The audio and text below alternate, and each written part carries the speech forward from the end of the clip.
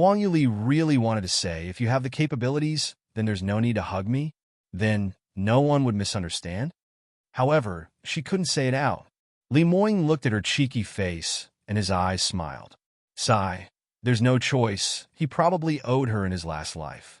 Even if this small fox refuses to admit that she likes him, even if she always speaks in a tongue-in-cheek manner, mercilessly rejecting him time and time again, he still could not stand by the side and watch her get engaged to another man.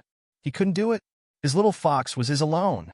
Even if he were to directly destroy her marriage like what he just did now, and the little thing were to see through his false bravado and his true feelings that he had tried hard to bury deep within surfaces, which in turn would damage his self-esteem and pride.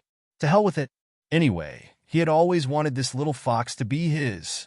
No other man can touch her. Even though it's just a nominating a fiancé in name, it can't be any other man. After he came to terms with his own feelings, his heart felt liberated and his heart was thumping wildly with joy. The pent-up frustration which he had felt for many days were all swept away in one go. Huang Yuli saw that his expression had loosened up, and from the side, she could also see that there was a slight smile on his face as well. However, this triggered the alarm bells in her heart instead. This man seldom laughs so happily. This means that someone else was in trouble. Who was the unlucky one? It wouldn't be her, right? Li Moing's gaze rested his gaze on her, and his expression became serious and dignified. Imperial Father, please give us your blessings to Lier and I. Please grant us this marriage. Before the emperor could say anything, the crown prince had already jumped up. No! What nonsense are you saying? Lier is my fiancé. Do you mean that you want to snatch your own sister-in-law? Imperial Father has already given his word and bestowed Lier and my marriage. Imperial Father and Imperial Mother have already agreed to decree our marriage. Li Moing revealed a mocking smile. Isn't your consort by Ruachi? She was the person that was decreed to you in marriage. She's still your fiancé before Imperial Father annuls it in another decree. Imperial Brother should not be mistaken. You! The Crown Prince was countered by him, and for a moment there, he did not know how to refute. His face flushed red, and he was seething mad. Li Moing, this means that you've hardened your heart and want to snatch people from me? Compared to the agitated Crown Prince, Li Moing had on a calm and indifferent expression, as if he did not even put the Crown Prince's warnings in his eyes. Imperial Brother, you're thinking too much. I'm not snatching. Lyra has always been my woman. The Crown Prince was almost on the verge of laughing out in anger. Your woman? Just based on your words? And with your talent? Do you know what a genius Lyra is? A 6th grade talent. She's a proud daughter of heaven. If she were to be paired with a waste like you, how pathetic would that be? Your worth can't even account for one finger of hers. Do you even know how to write the word shame? Li Moing's gaze turned cold. Oh, so Imperial Brother does know what shame is? Then with your 5th grade garbage talent, you actually think you can match my Lyra? As a core disciple of Celestial Light Academy, how could you not know that talented females are very rare, even more than their male counterparts? They are highly appreciated, so based on your talent, you even dare dream of marrying a 6th grade talent? You, what do you mean? Don't try to talk yourself out of it, and try to confuse people here. The Crown Prince's heart thumped wildly. He didn't think that his plan would be exposed just like that, moreover, in front of so many people. In Southview, he had always been the object of love of all the ladies. Any girl would be proud to marry him. However, now someone actually said that he was climbing. You can also listen on. This was simply sweeping his self-esteem and dignity on the floor. What's more, what if the words were heard by Lyra and she wakes up and decides not to marry him? What should he do? With his head full of such thoughts, the Crown Prince subconsciously looked at by Ruoli, trying to discern her expression, afraid to see the look of comprehension on her pretty face. However, it would have been better if he didn't look at all, because the more the looked, the more the rage in his stomach grew. Not once did the little girl turn to look at him. She was totally absorbed in looking at Li Moing. Her expression was complicated, as if there were hundreds of words that were held back in her heart. Moreover, She was in the arms of Li Moying, and a crimson blush was obvious against her fair complexion, looking particularly attractive. Steam was almost coming out from the Crown Prince's head. What the hell? Wasn't he just a tad bit more handsome than he was? Just a tad bit more charismatic? Was it necessary to look at him in such a way, or was her eyesight that bad that she had to take such a long look at him? To put it plainly, Li Moying was a total trash in cultivation, with only looks and no strength. So what? Strength was the most important in this world. Did he want to be a gigolo? Of course the Crown Prince did not know that the gaze she had for Li Moying that looked like affectionate gaze from his point of view was actually a smirk. And the red-crimson lush on her fair maiden's face was actually not because of shyness, but it was flushed red with anger. Li Moying, it seems that you won't do this the easy way. Then we'll do it the hard way. The Crown Prince was about to blow his top. If Byrooli was looking at a man that was far more competent than him, he had nothing to say, or rather, he really had no choice or say in the matter. However, the focus of her affection was Li Moying, that trash. Did he really think that just based on his handsome face, he would be able to seduce his woman? This was simply an insult to the first genius in Southern U. The Crown Prince was so angry and anxious at the same time that he could no longer maintain his composure. His indifferent expression had long since crumbled and darkened to the point of looking menacing.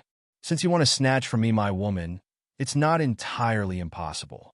But you'll have to follow the rules. Imperial Father has already mentioned that only the strongest among us princes would be eligible for Lear's hand in marriage. So let's have a duel, and we'll compete fairly on the trial grounds. As long as you defeat me, I have nothing to say. Li Moying frowned slightly. You want to have a duel with me? He really didn't expect that there were really such idiots. Crown Prince did not put much thought into it. If Li Moying really was a waste, would he dare to come out during such an occasion today? However, the Crown Prince had already lost all rationality, and when he saw the frown on Li Moying, he thought that he was scared and couldn't help but feel proud. Yes, I challenge you to a duel. If you want Imperial Father to grant you this marriage, there's only this way. Of course, you have to follow the rules. Or, do you not dare to? Not even having the guts to accept this challenge, such a cowardly man like you is undeserving of Lear. The Crown Prince's face was full of arrogance, and he was looking forward to tearing off Li Moying's calm facade.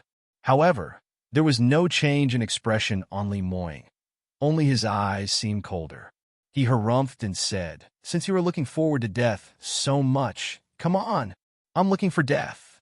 The Crown Prince laughed coldly and retorted, "Oomph. In the end, who's the one that's looking for death?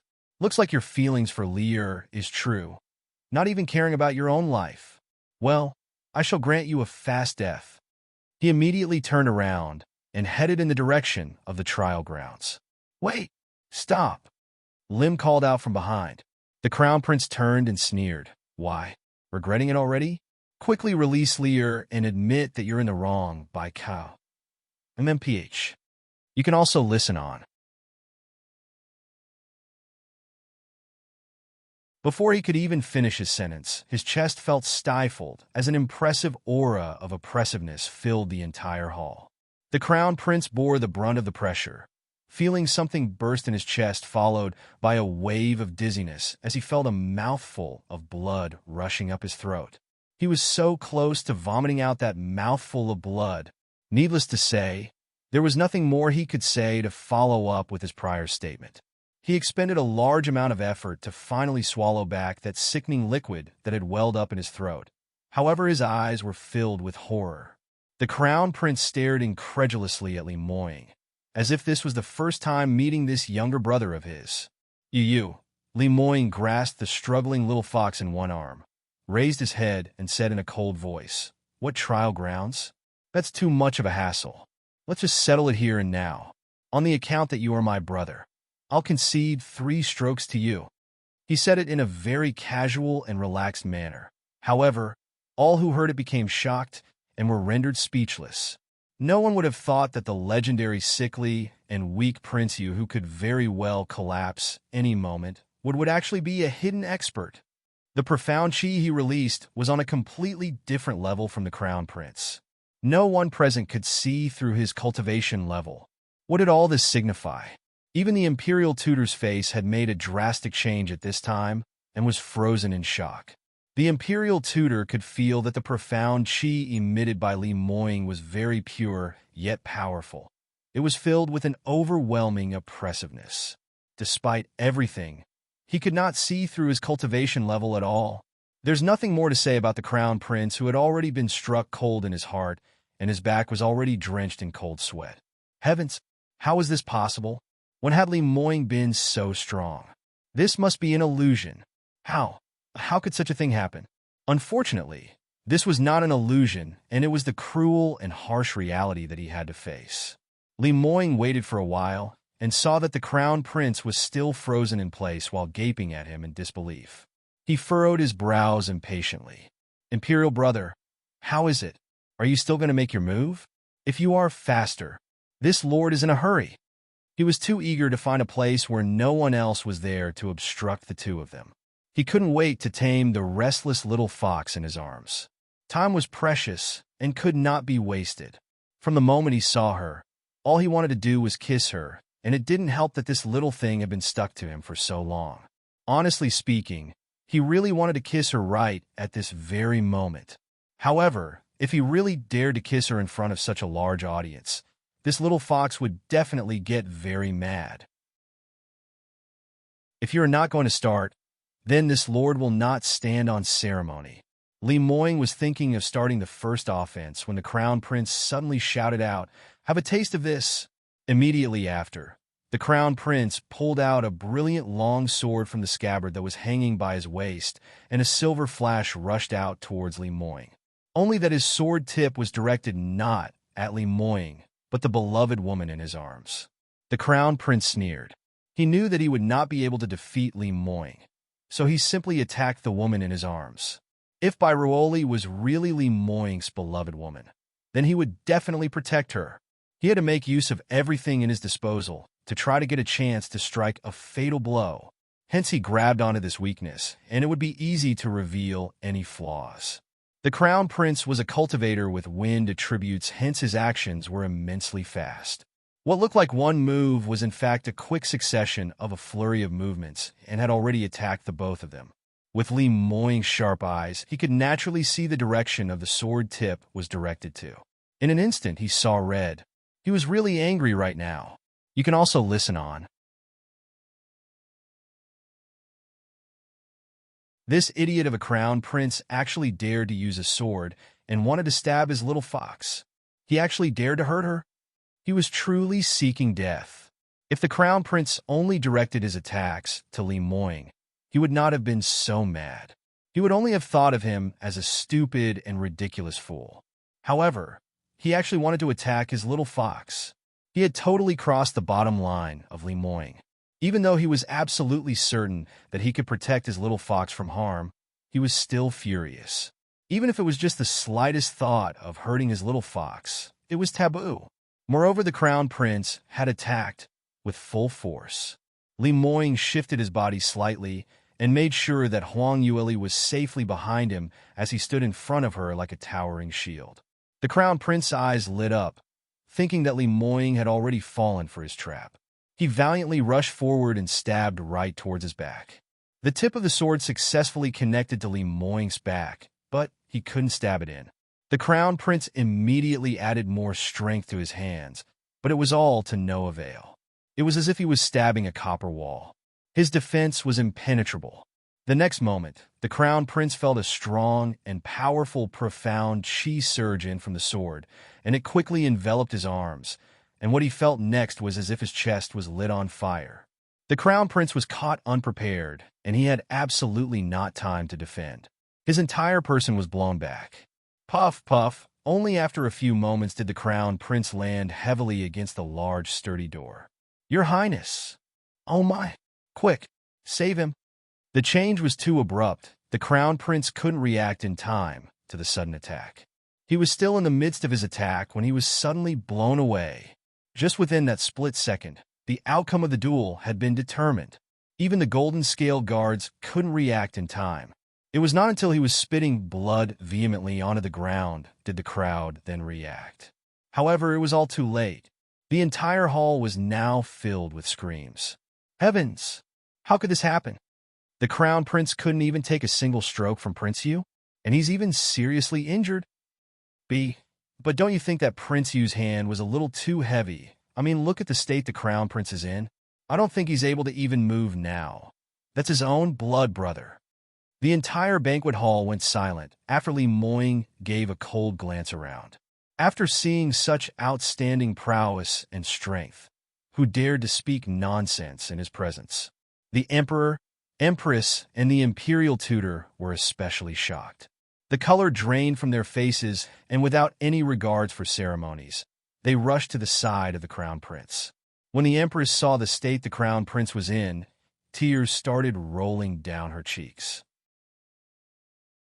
The Crown Prince's sword, the brilliant sword, was a third-tier armament and was forged by a famed weaponsmith. It was exceptionally strong and sharp. At this time, the famed sword which had been hit by Li Moying's profound chi suddenly cracked and split into 20 overshards, and they all flew into the Crown Prince's body.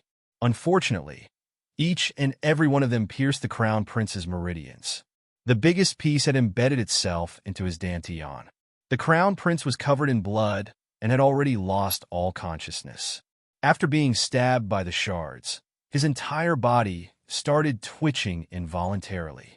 With one glance at the Crown Prince, the main Imperial Doctor's expression turned extremely ugly. He quickly assessed HS condition and checked the Crown Prince thoroughly, but his expression grew more grim and his head kept shaking. Speak! How's my Imperial son's condition? Stop shaking your head. Quickly, say it. The Empress pressed for an answer in a shaky voice. The Imperial Doctor said, Esteemed Emperor, Empress, the Crown Prince's life is not any danger. The Empress sighed with relief when she heard that. There's no danger to his life. Why didn't you say so earlier? This scared the life out of me. But the Empress' heart tightened at this moment. What else is there? Quickly, spit it out. You can also listen on. The Imperial physician trembled like leaf and groveled to the ground. Esteemed Emperor and Empress, although His Royal Highness' life is not in peril, however, every single meridian has been wounded by the shards of the brilliant sword. Even if he can recover from the skin trauma, the injuries to the meridians would be difficult to heal. Not only that, the Crown Prince's dantian has been wounded severely. I'm afraid to see his cultivation. What of his cultivation? The Emperor also felt very anxious and urged the Imperial physician to quickly explain. His cultivation will certainly be greatly affected. It would also be difficult to advance in the future. The Imperial Doctor did not dare raise his head and even lowered it till it touched the ground, not daring to lift it up at all. In fact, what he had just said was a conservative estimate. From his assessment, he wasn't too optimistic about the Crown Prince's condition. As for whether or not the Crown Prince's meridians could be healed was another matter, as no one could make such guarantees. Especially his dantian's wound, which had been stabbed so severely that wound would need at least a pill that was of the 5th grade. In such a small kingdom of South Yu, where can they find such an extraordinary pill? Even if they managed to find it, the other party would not necessarily be willing to sell it. However, such words could not be said. If he said it out, didn't that mean that the Crown Prince could no longer advance in rank? If the anger of the Emperor and Empress gets directed at him instead, this little life of his would be forfeited. In spite of all these, the Empress was already shuddering from the content she had heard. The Emperor raised his head, and his eyes could not suppress the anger he felt. However, faster than the Emperor and Empress was the Imperial Tutor. He strode forward to Li Moying and scowled as he spat out in a furious tone. How dare you use such a heavy and vicious move? Majuan is your elder brother. Li Moying sneered. Elder brother? You mean him? When he heard such a condescending reply, even the Emperor was further angered. Li Moying, I do not know when you had such a high cultivation, but even if your cultivation is high, how can you act in such an unscrupulous manner? The Imperial Tutor shouted out coldly. Even his beard flew out at the sides.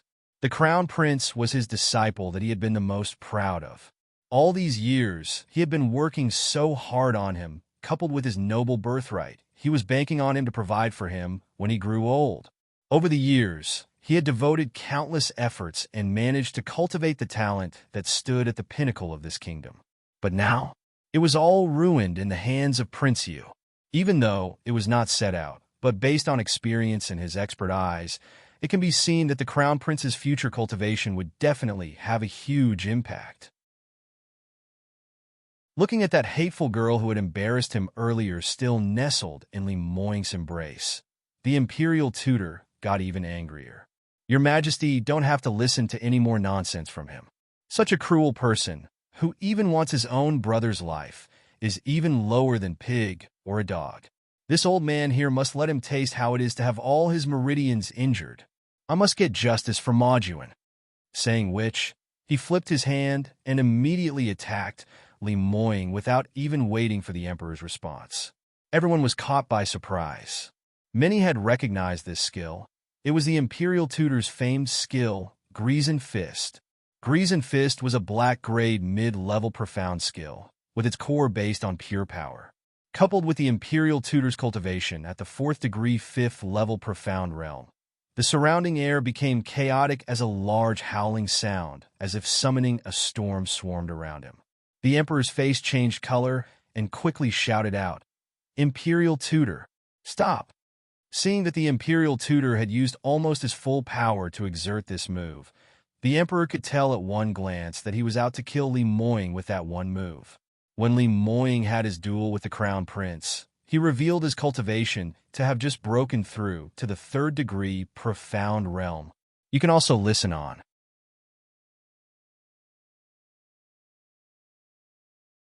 The emperor was different from the imperial tutor. No matter what, Li Moing was his son. Moreover, he was the son of his most beloved woman. Although he had intentionally hurt the crown prince and had incurred the emperor's wrath, he would still not condemn him so easily. What's more, put him to death. However, the strength of the imperial tutor was stronger than that of the emperor, who was only at the 3rd degree profound realm. His own cultivation was not enough to stop him. Seeing that the fist of the imperial tutor had many after-images as he punched directly towards Li Moing, the entire hall was filled with screams and exclamations. However, the person who was at the center of it all did not seem to care, and his gaze carried a hint of disdain. "Scram!" He spat out a word coldly. His cold and indifferent voice resounded throughout the entire hall. A burst of profound chi burst forth and swept out. The imperial tutor only heard a loud bang in his ear, and he felt dizzy as he felt his consciousness go blur. He was then flung away by the aftershock. Lucky for the imperial tutor, he still had quite a bit of battle experience, and so he could still put up some defense last minute. So instead of flying out like a broken kite, similarly to the crown prince, he was only flung backwards, and as he tried to stabilize himself, in his trail was only a path of destruction followed. Left along his trail were 2 deep cracks on the ground. Only after the momentum finally dissipated did he finally come to a complete stop. The imperial tutor's face was flushed red, and he just barely managed to swallow back the fresh blood that rushed up his throat. His eyes were filled with horror. How could this be? He was an expert that was a 4th degree at the 5th level. There was barely anyone in the entire South U that could rival him. For the first time in decades, he had been defeated. However, the most humiliating thing was that his opponent hadn't even dealt a move and had only used a word to coerce him into such a state. How high was Li Moing's cultivation? Wasn't his age similar to the crown prince? And didn't he have a weak constitution since young? Li Moing stepped forward and slowly walked over to the crown prince. The entire hall was silent to the point that even a pin drop could be heard. No one dared to make a single sound. Only Li Moing's footsteps resounded in the vast hall, and each step slowly and deliberately echoed through the entire banquet hall. Li Moing had showed that his strength was simply outrageous and unbelievable.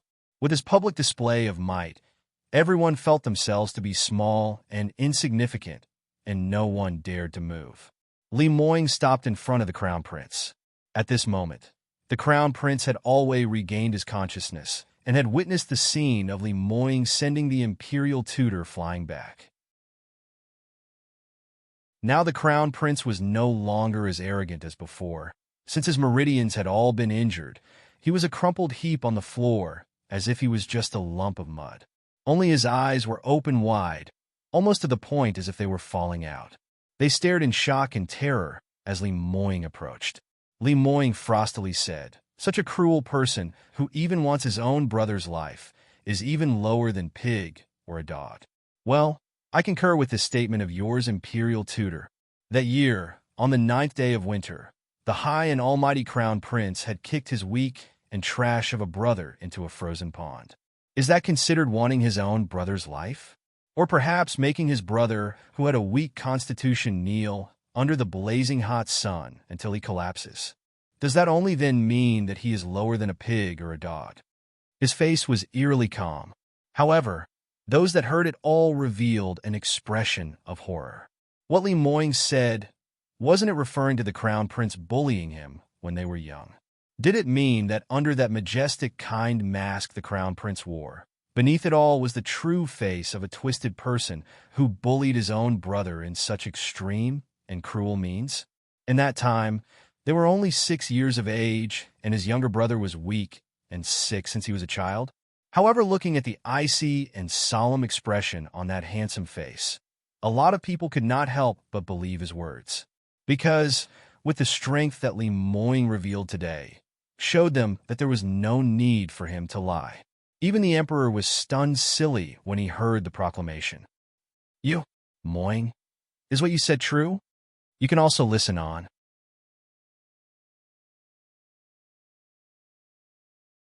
Li Moying did not answer him directly. His cold gaze was on the crown prince, who had unconcealed malice and hatred written all over his face.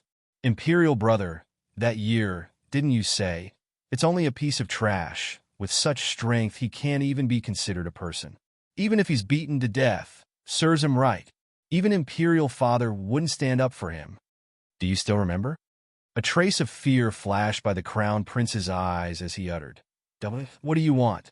The moment he opened his mouth, a gush of blood rushed out along with 2 teeth, but he could only stay in his miserable position as he was shaking with trepidation. While reminiscing wistfully about that year's matter, Li Moying had even mentioned, "Trash, and even if he's beaten to death, serves him right. Don't tell him that he was going to kill him now. Killing you will only dirty my hands." Li Moying scoffed. "This lord only wants to remind imperial brother, this lord's woman, no one can even think of her, and no one is to even touch a strand of hair on her. Everybody should remember this warning. If there's a next time, that person would not be so lucky to go unscathed as my imperial brother." His domineering gaze swept by all the other princes. All the other princes were so scared that they lowered their heads in submission. In fact, when Huang Yueli had revealed her talent, a provoking thought had flashed by their scheming minds. Perhaps they should take this chance and ruin the crown prince's engagement. And when Li Moying had confronted the crown prince initially, they were very joyous in their hearts, thinking that something might have gone wrong in the head of their second brother, that Waste would shoulder the wrath of the consequence, but they might be able to benefit from that matter. But looking at the situation now, they finally understood what a joke that thought was.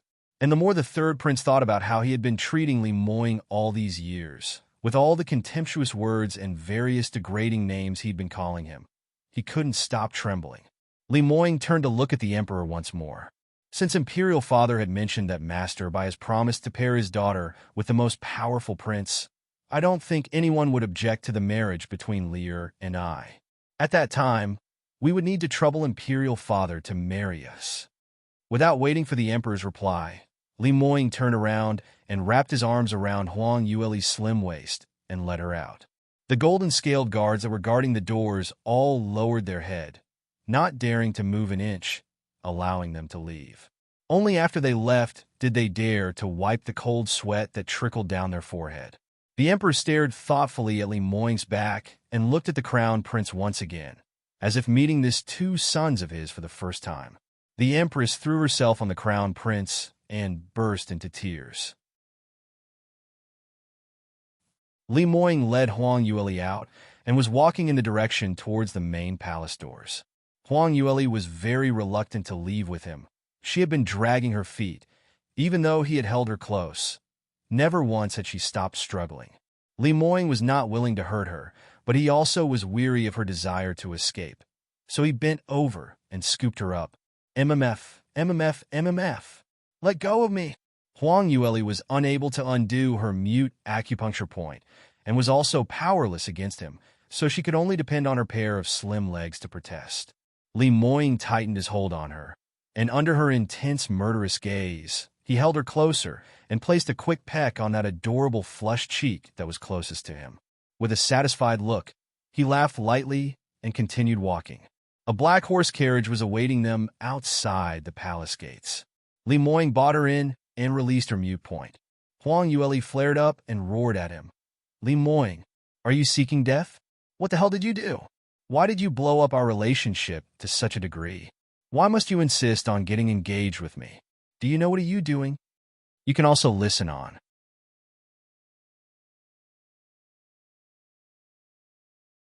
In that pair of twinkling, charming eyes of his, they seemed to be smiling gently.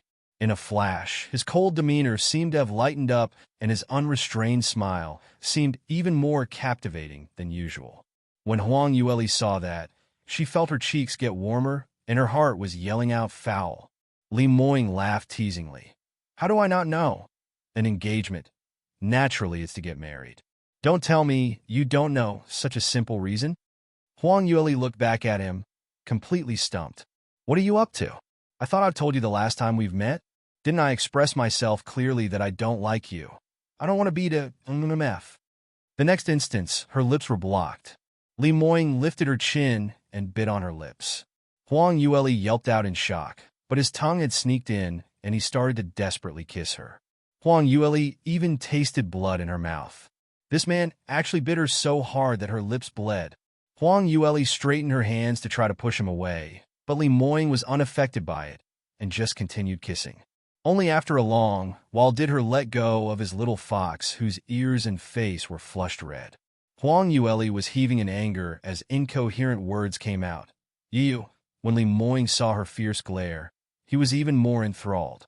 This little girl probably didn't know that when she was angry and biting her lower lip, she looked very charming. However, even if she acted all coy and cute again, he wouldn't let things go her way. He wouldn't be soft-hearted.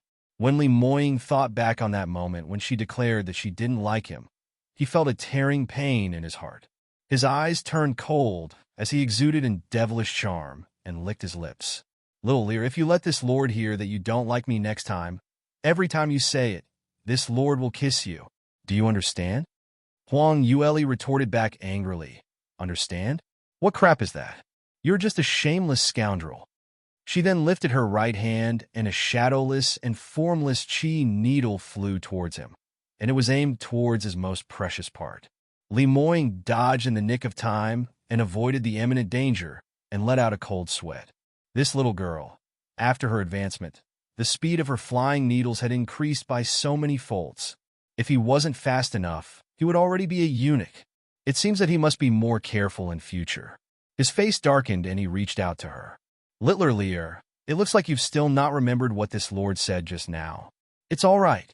This lord don't mind teaching you one more time. Don't they? MMF. Li Moying once again touched her soft lips and wanted to give her a deep, lingering kiss. Huang Yueli struggled with all her might, and he could only kiss her chin. He looked at her with an affectionate gaze and laughed. How is it? Have you understood?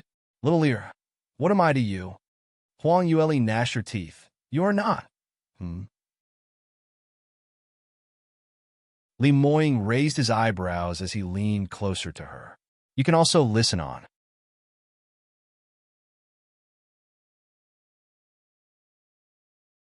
Huang Yueli covered her mouth in a fluster. Li Moying looked at her with his captivating eyes passionately, and his slender fingers tickled her small jaw. Little Lear, so do you now know what am I to you? Huang Yueli shook her head vehemently and tried to avoid his hand. The man had seen through her action, and it looked as if he was playing with a little kitten as he pulled her into an embrace. The position was just right. She felt warm and comfortable. A sense of security fleeted by as she felt that if she closed her eyes, she could actually fall asleep. This feeling was something she wasn't used to. Li Moying turned his fingers and raised her chin. His handsome face approached her and said, This lord is your fiancé. You have to remember this. Don't let any other man near you. Or else if this lord gets jealous, I don't even know what I would do. Got it? Huang Yueli's heart rate accelerated. This Li Moying was so close to her that she could feel his breath on her skin, and for such a groundless matter, it had actually caused her cheeks to flush red. She didn't know how to answer him. In reality, she herself was at a loss, and her mind was a complete mush now. Huang Yueli was very clear on one thing. The person she likes was definitely Mu Qingying. In her previous life, when she had died at the northern ice fields, that heart-piercing feeling still remained in her chest whenever she thought back about it. However, when Li Moying had kissed her then, for a moment she had actually threw everything at the back of her head, and she was completely immersed and lost in that intense kiss. It was as if in this man's embrace, she could meld completely. What was wrong with her? Was she really such a player? As long as the man was more powerful and domineering, she would be interested in him? However, she had been pursued by many men in the past, and they were all fine young men who were extremely talented and came from outstanding backgrounds. They were all proud sons of the heavens, but she only had her eyes for one, Mu Qingying. Lear, seeing her so quiet, Li Moying raised his brows. Huang Yueli affixed her gaze on the ground and remained silent. This was obviously a sign of rejection. This little fox still refused to answer him. Only because their strength differed by a large margin. She had no way to win him physically, so she kept her silence. Li Moying had understood her meaning, and his heart felt a dull ache. In his life, this was the first time he had fallen in love. Yet this feeling was overwhelming. It was as if a large wave had brought him along, and he had no way to resist. It was as if they were meant for each other, a promise of destiny from their past lives.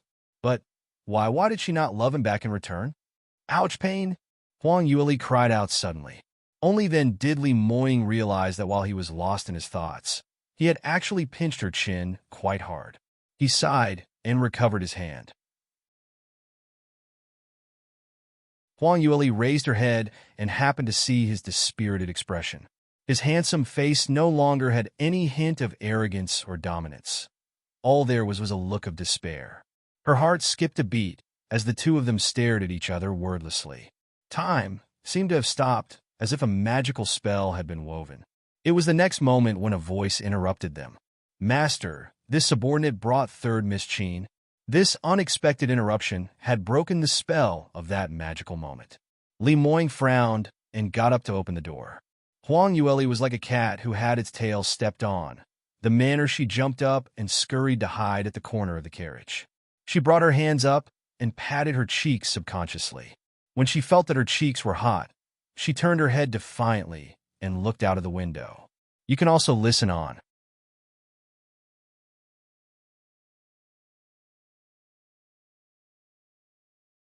Strange, how did the scenery look so familiar? Wasn't this the magnificent official road to the palace gates? Huang Yueli blinked twice in bewilderment. Such a long time had passed, yet they were still at the same place? Before she could figure out anything, Li Moying had already returned to her side, and in his hands held a familiar qin that was made of sycamore wood. Jade ice qin? Huang Yueli exclaimed. Li Moying placed the qin in front of her as he explained. You're sure heartless. You actually left the qin that I gave you in the palace. I've specially instructed Mo Qi to retrieve it. Huang Yueli finally understood why they were still at the same place despite the long time that had passed. It turned out that they were waiting for Mo Qi. She lightly traced the intricate yet elaborate pattern on the qin with her fingers. Such a fine instrument. She really was quite reluctant to give it up. It has been such a long time since she had came into contact with a qin of such quality. Unfortunately, Huang Yueli pushed the qin back in the direction of Li Moying and said, Your Highness, I'm afraid I cannot accept this qin. Li Moying frowned. What's the matter? It was you yourself who had requested Imperial Father to bestow you this qin. Moreover, I've already said that I will give this qin to you. Now, you've changed your mind again? Huang Yueli replied, Your Highness Prince Yu, this is a keepsake left behind by your mother. If I had known this was something left for you by your mother, I wouldn't have opened this mouth of mine. What do you mean? Li Moying's face darkened. He was a clever man. How could he not know what she meant? This jade ice chain was left by his mother. Therefore this small thing must have avoided it at all costs and dared not accept it. She was obviously drawing a clear line between them. Although he knew that this little girl had not much affection for him, but every time he saw her act in such a clear-cut manner, he felt really uneasy. Don't see Li Moying's cold and aloof demeanor, his strong and imposing majestic manner, enchanting eyes, and his impeccable face was a lethal weapon that could easily cause people to get frostbitten. Although Huang Yueli wasn't the least bit affected by his cold and imposing aura, but when she saw his unhappy face, she closed her mouth subconsciously. She did not know why, but when she saw that Li Moying was angry, she felt very uncomfortable, and when she saw that this had stemmed from her rejection, she felt even more sad. Li Moying's intense gaze locked onto her. Huang Yueli nibbled her lower lip and felt a thread of guilt. But she told herself that she did not do anything wrong. Since the man she likes is Mu Chengying, and she was determined to share her affections with him for life, she would not stray off this path. So, no matter how confused she was, she would not waver. She could not return his affections, so unless he had given up pursuing her and just remained purely friends, she would have to give up on him.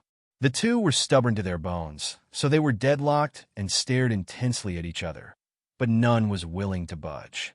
The things that this Lord sends out, there's never been precedence for returns. If you refuse to accept it, then what's the point of holding on to this chain? It's better to destroy it.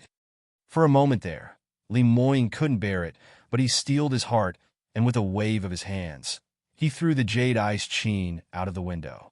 Seeing the exquisite chain was about to be thrown out of the window and be reduced to scrap wood, she threw herself out and caught the jade ice chain. Li Moying, what are you doing? This chain was painstakingly crafted. How could you destroy such a precious thing on a whim? You can't be such a wastrel. And this is what your mother had left behind for you. How could you throw it out so easily? How ungrateful can you be? Li Moying snorted coldly and turned his head away. Of course, he couldn't bear to throw away his mother's keepsake, but he knew that this little thing would definitely save the chain. You can also listen on.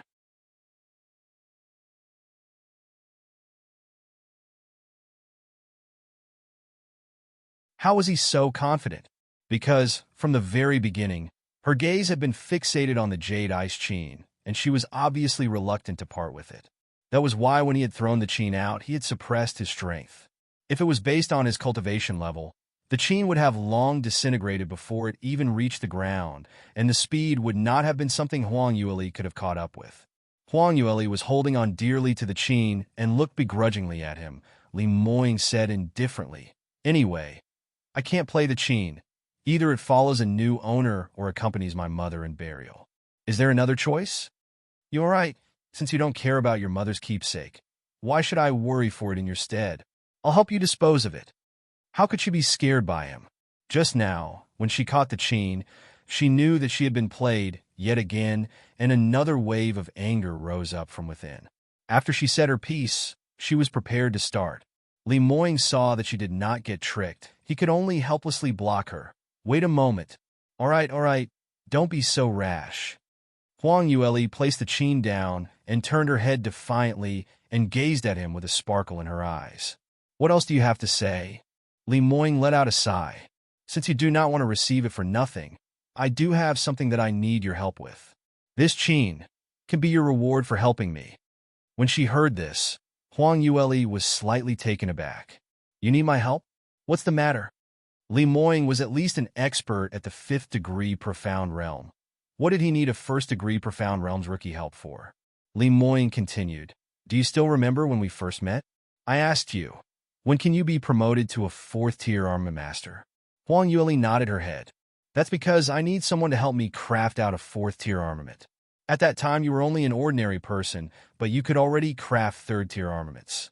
Now that your cultivation has increased to a 9-level Qi profound realm, Crafting a fourth-tier armament shouldn't pose any difficulty to you, right? After she could cultivate, she could already craft out fourth-tier armaments. More so, because of her special physique and she had such a high affinity to fire, coupled with the sacred phoenix fire, she could even craft out fifth-tier armaments if really needed. However, she did not agree to it immediately. She asked suspiciously, "Your Highness Prince Yu, this conversation is pretty interesting. A fourth-tier armament master would be hard for a normal person to seek out. But here you are the distinguished expert. Any large sects would willingly throw an olive branch to you. Finding a fourth-tier armament master should be an easy task. Why do you look for me? It's because your skills are superb. They're the best I've seen. To be able to make an entire set out of third-tier armaments, and you're even able to enhance it with additional attributes. Such a divine work of art really amazes me. You're the only one I've seen that can accomplish such a feat. Moreover, what I need is extremely important, and I need an unparalleled armament master to help me in this endeavor." When Li Moying said this, he wholeheartedly said the truth of the matter. He looked for her to help him craft his armament not because he fell in love with her at first sight and wanted to bring the little fox home.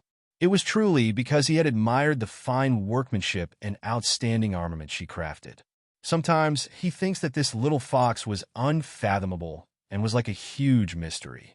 In a few mere days, she had jumped from an ordinary person to a genius cultivator of the Qi Profound Realm 9th level. What's more, where had she learned all the skills of an armament master from? This little fox obviously hid a lot of secrets. However, he did not want to force her. He was willing to wait for the day when she would trust him from the depths of her heart and take the initiative to reveal everything to him. You can also listen on.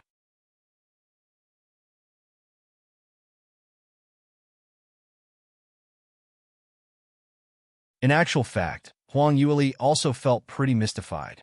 She had so many secrets, yet she had revealed many of them to this man already.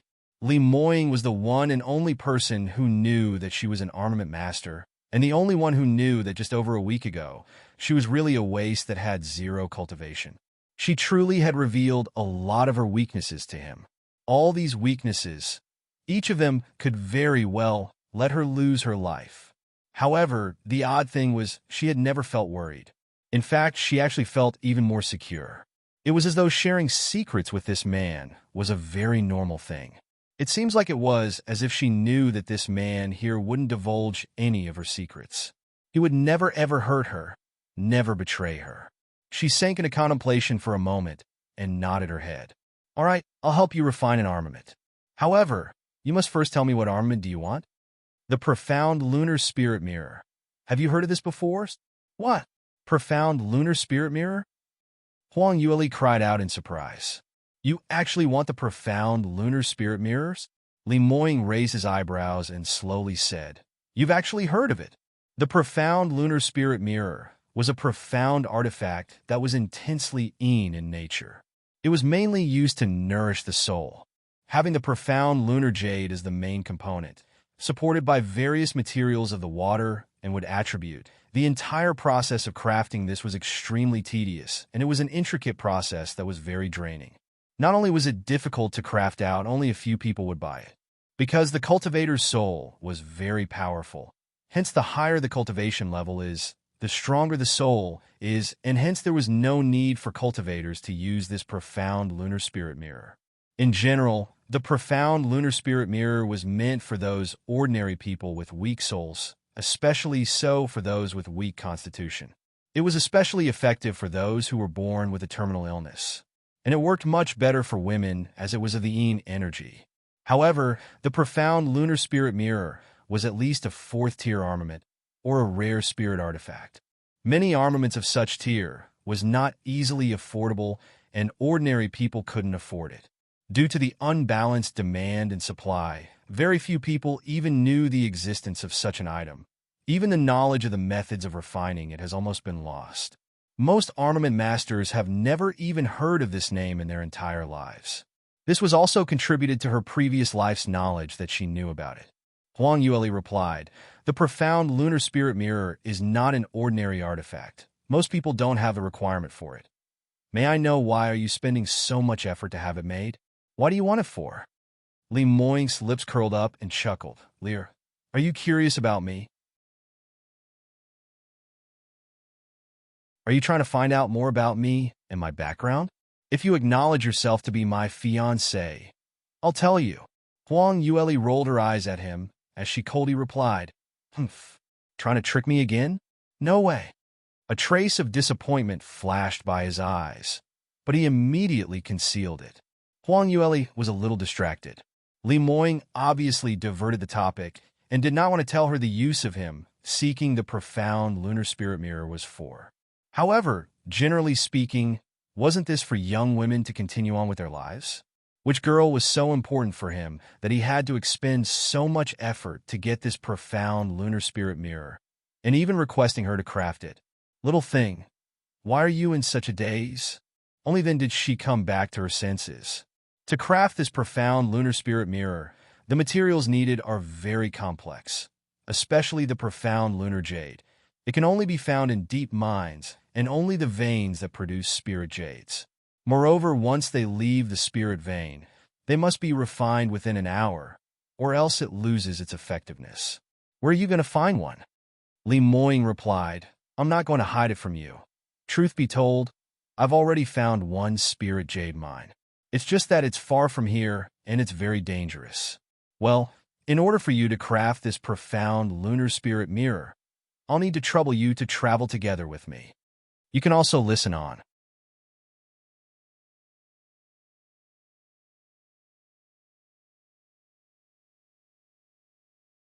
Huang Yueli blinked her eyes and couldn't help but ask, where's the place? It's in the Dark Moon Forest. When she heard the place, she was drawn into deep contemplation yet again. The soaring heavens continent was divided into 4 heavenly domains, with the Sky Emperor City as the heart of it. Each heavenly domain's perimeter was lined with extreme dangers, and only the safer regions was where the humans had built their cities upon. Among them, the South Sky region had the Dark Moon Forest, the North Sky region had the Northern Ice Fields, the West Sky region had the Flowing Sand Desert, while the East Sky region was surrounded by the East Ocean. Amongst them, the Dark Moon Forest and the East Ocean were blessed with abundance. The Dark Moon Forest was home to a large variety of exotic magical beasts. In addition, it had a huge network of spirit jade veins running beneath it. So for Li Moing to find one that had the profound lunar jade was not unusual. This also explained everything. Why did he, a genius-level expert, actually came back to South Yu Kingdom? Li Moing saw that she had remained silent the entire time and probed, I was worried that you do not know the crafting method of the profound lunar spirit mirror, so I had even specially seeked out a manual scroll from Sky Cloud City. Saying which, he pulled out a thin scroll and handed it to her. Huang Yueli took it and flipped through it, and after a long pause, she shook her head. This manual doesn't teach you how to refine the profound lunar jade to its maximum efficiency. Even if it's been successfully crafted, according to this method, it would at best be a 4th-tier armament, and there'll be lots of wastage of good materials. Oh, is that so? Li Moing raised his eyebrows. Huang Yueli opened a small compartment in the carriage, and from within, she took out a brush. She started scribbling on the scroll as a flurry of brushstrokes started changing the entirety of the contents, and she finally passed it back to Li Moing. According to my method, there's a chance to raise the level of the profound lunar spirit mirror to the 5th tier. In this way, the effect of nourishing the spirit can be increased by more than 3 times. However, the materials that you provide me must also be changed. This over here, that one there, there's no need for these. Well, you'll need to top up quite a few materials to the 5th grade instead. Whatever is needed, I've written them all down. Li Moing lowered his head and studied the revised scroll in his hands. There really was a lot of revisions scribbled on it, and quite an addition to the list of materials as well. The handwriting of Huang Yueli was like her in person, elegant and graceful. He couldn't take his eyes away for some time. Li Moing chortled, Little Lear, you really have this gift to be able to bring me surprises time and time again. Are you saying that now you are actually able to craft 5th-tier armaments?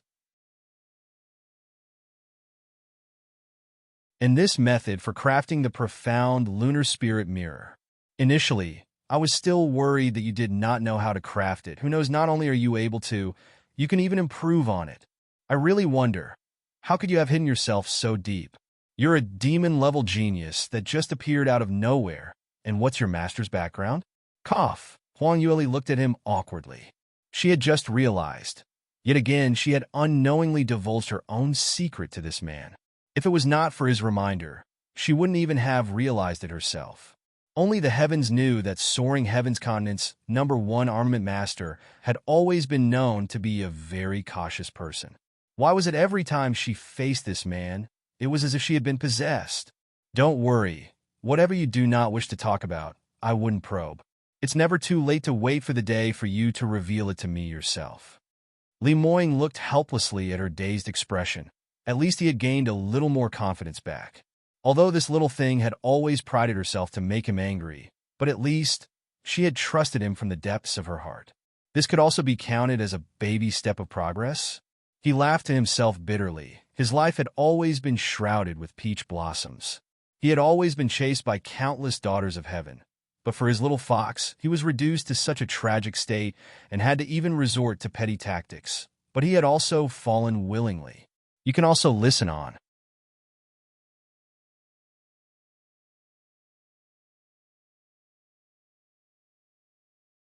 Not only that, his little fox always seemed to surprise him.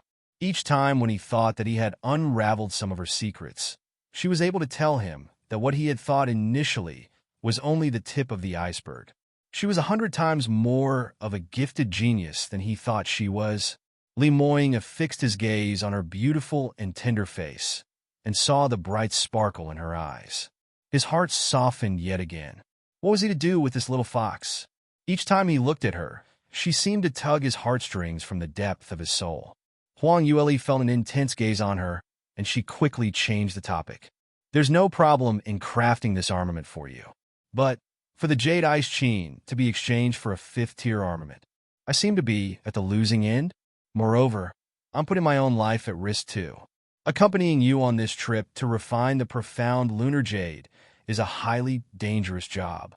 Her bright, doe eyes blinked at him and showed an expression of mixed emotions. With one look, Li Moying knew that this little thing was up to scam people again. Of course, he was more than happy to satisfy her appetite. That's right. What would you like in return? Just state all your conditions. Huang Yueli replied happily. This is what you said. You cannot regret it. She immediately took out a piece of paper from the same compartment as her beautiful calligraphy started to fly over the entire paper, and in no time, a long list was written out. Li Moying also smiled when he saw her writing so happily and couldn't wait to see what his little fox had requested for. But the more he read, the more his facial expression started to change. Because the list was really too long. After Huang Yueli had written out a whole page, she actually took another piece of paper out and continued writing. Finally, she put the brush down, picked up the 2 pieces of paper and blew on it. Well, for now, let's start off with these 2 first. For now. First? Li Moying raised his eyebrows and took the list from her. On the 2 pieces of papers, all kinds of materials were written. Most of them were all between the 3rd and 4th grades. Although their grades weren't that high, they were a myriad of fantastic oddities of every description. Some were even extremely rare. The oddest thing of it all, these were all not materials for forging. They were all alchemy ingredients. Li Moying looked at her stumped. His throat went dry as he squeezed out, "Little Lear, don't tell me that you are also an alchemist?" Huang Yueli smiled sweetly at him, revealing her 2 sharp little teeth. "I also wish that I am one, but unfortunately, I am not one yet." "Not one yet," Li Moying followed her and smiled sweetly. "So you mean to say that you aren't one now, but will be one in the future? Well, if I'm in the mood to, I'll consider trying." The requirements to be an alchemist was extremely harsh and demanding. One needed to first have both the fire and wood attributes. In her past life, she had no affinity with wood, hence she did not try her hand at alchemy. In this life, she was blessed with an unparalleled physique and had all the attributes. If she wanted to learn alchemy, according to theory, it shouldn't be too difficult. It's just that Huang Yueli knew that to delve oneself into studying too many things, it would easily influence one's cultivation. In her previous life, between herself and Mu Qingying, their cultivation levels had not much of a difference. However, she had spent too much time and energy on armaments, and the moment they broke through the 9th degree realm, in terms of battle strength, even 10 of her could not beat him in a duel. That was why she temporarily had decided not to waste her time on alchemy. Anyway, the road of an armament master was a wealthy one, and their status was no less of an alchemist. If she wanted any type of pills, she could easily get her hands on one. Li Moying shook his head wryly. He had no doubts of what she said. I wonder, in the end, what kind of surprise would you give me? Huang Yueli lifted her chin up proudly and said, Less nonsense now, quick. Have a look. After you've looked through my list, tell me if you can promise them. You can also listen on.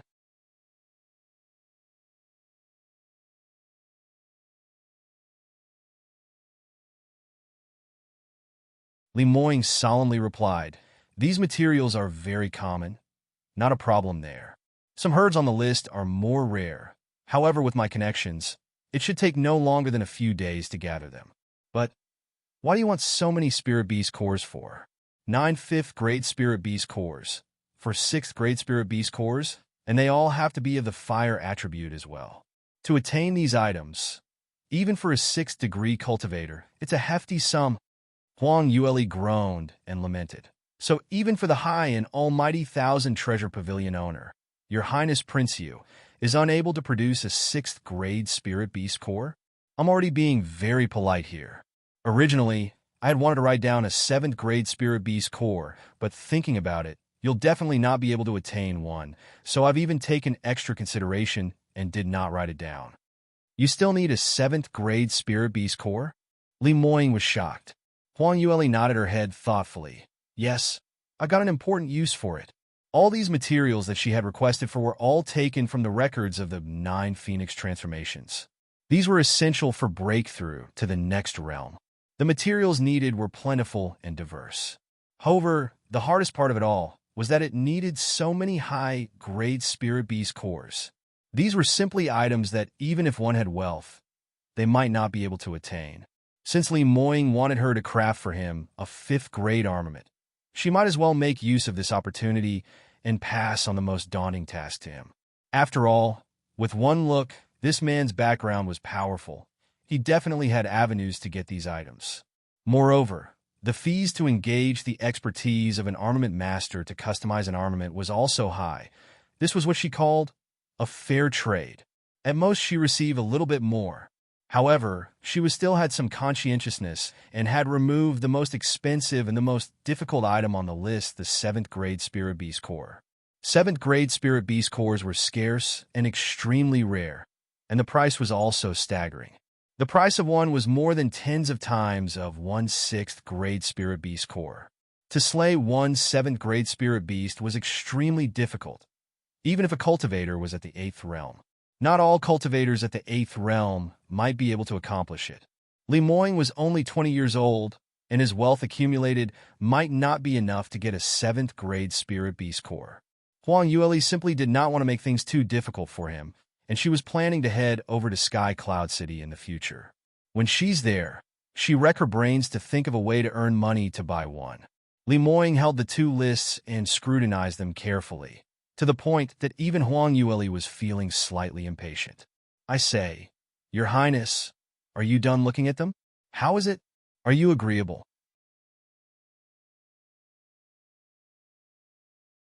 Li Moying didn't reply as he reached out for the brush and wrote something on the paper.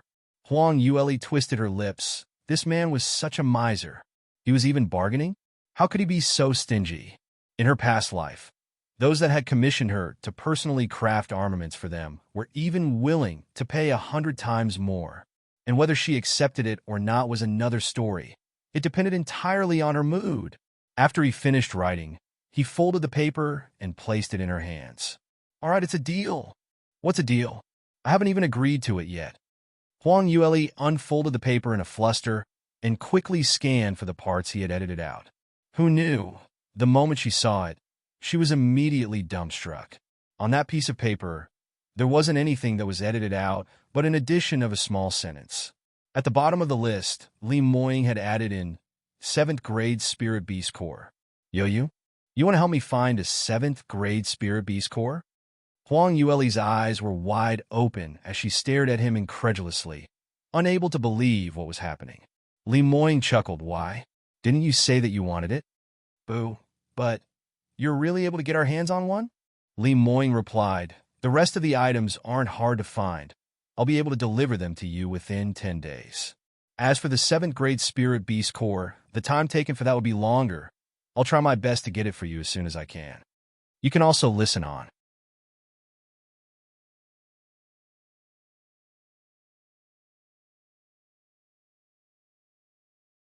She had clearly said that she did not need his help, but he had willingly offered to help her solve the most difficult problem she faced.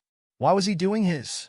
She was really not worth him doing so much for her, because she already has someone in her heart and could not respond to his feelings.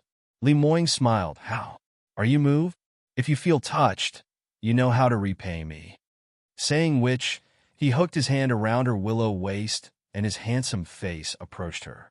Their two noses seemed to have touched, and their breathes could be clearly felt on each other. Huang Yueli knew that the man wanted to kiss her, and she felt that she should not let this misunderstanding happen anymore. But at this moment, it was as if she had yet again been struck at her acupoint, and she couldn't move. Lee Moying came closer and closer.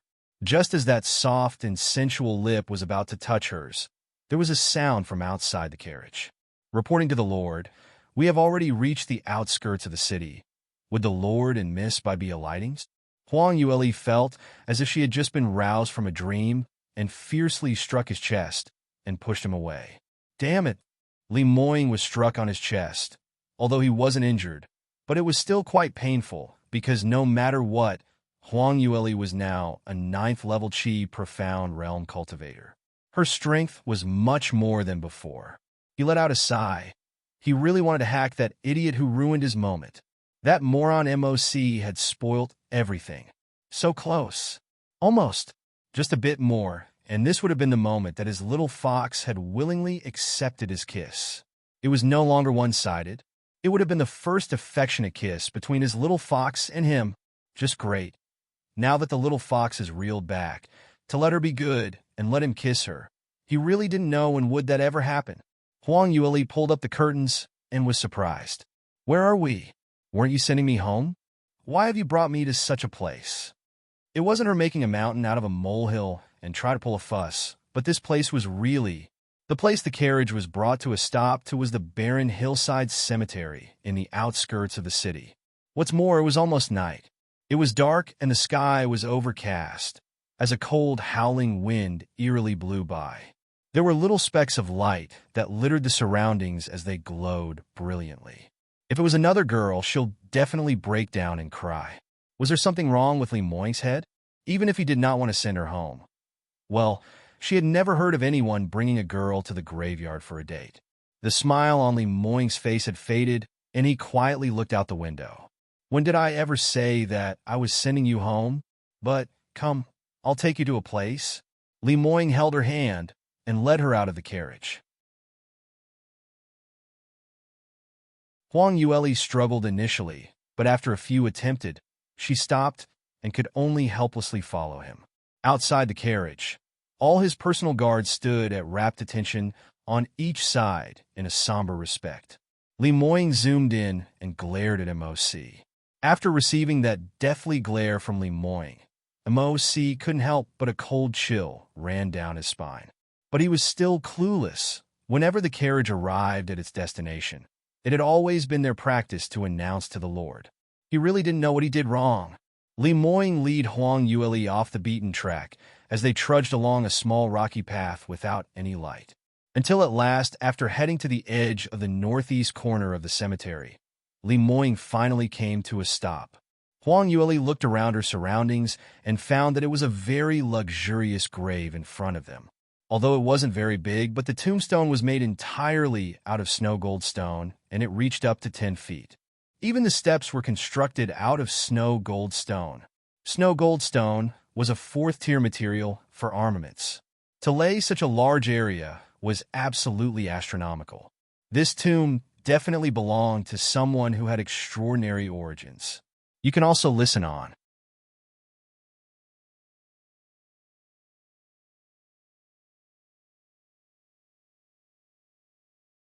While Huang Yueli was still studying the tombstone, she heard Li Moying start to speak. This is the tomb of my imperial mother. Huang Yueli froze. Lady Mingfei? Li Moying was calm and nodded. However, isn't Lady Mingfei a first-ranked imperial concubine? According to the rules, shouldn't she be buried in the royal mausoleum? Why is she? Li Moying clenched his jaw tight. Without saying a word, his eyes were complex and revealed a deathly chill. Under the moonlight, his face was dim and dark. Huang Yueli closed her mouth subconsciously and peeked at him inquiringly. Li Moying, are you all right? Li Moying did not speak, but suddenly grabbed her wrist and pulled her to the side. Hey, you! Li Moying blocked her mouth with his finger. Shouldn't talk, I just want you to sit with me for a while. Just sit quietly beside me. Huang Yueli did not speak further and let him lead her as they sat on the steps of the grave. Li Moying was obviously in a bad mood, and Huang Yueli just sat by his side in quiet accompaniment.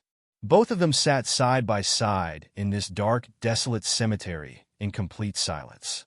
If it was an average girl, she would long have been terribly scared, but Huang Yueli was not the least bit affected as all her attention was gathered on this man.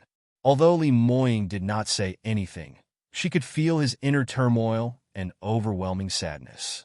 What had happened to Lady Mingfei?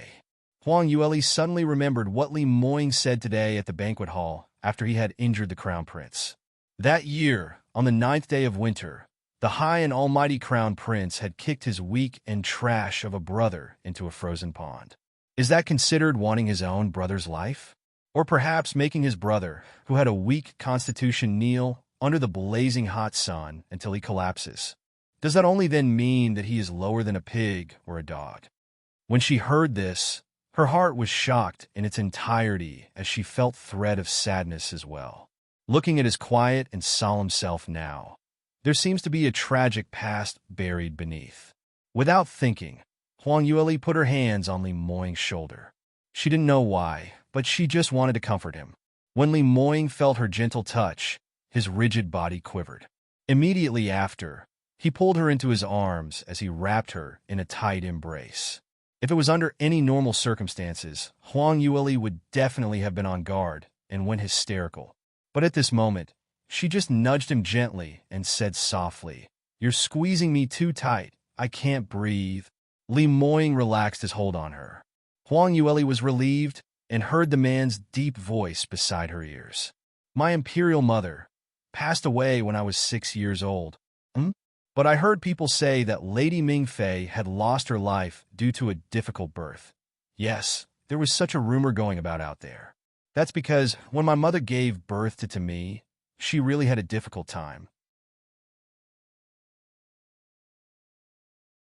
I was so thin I could barely survive." The Empress took the opportunity to make rumors spread and say that my imperial mother was a person without a clear background. That was why the prince was born this way. That's why, after I was born, my imperial mother was placed under house arrest. Huang Yueli said nothing, but reached out and hugged him. Li Moying held her tighter and continued to talk about his past. Because the Empress family was strong at that time, hence my imperial father did not dare go against her. The Empress and the Crown Prince took every opportunity and tried every means and ways to scheme against us. Until that year when I was 6, Imperial Mother passed away due to a serious illness, and she was not even recognized as part of the royal family and could not even be buried in the royal mausoleum. You can also listen on.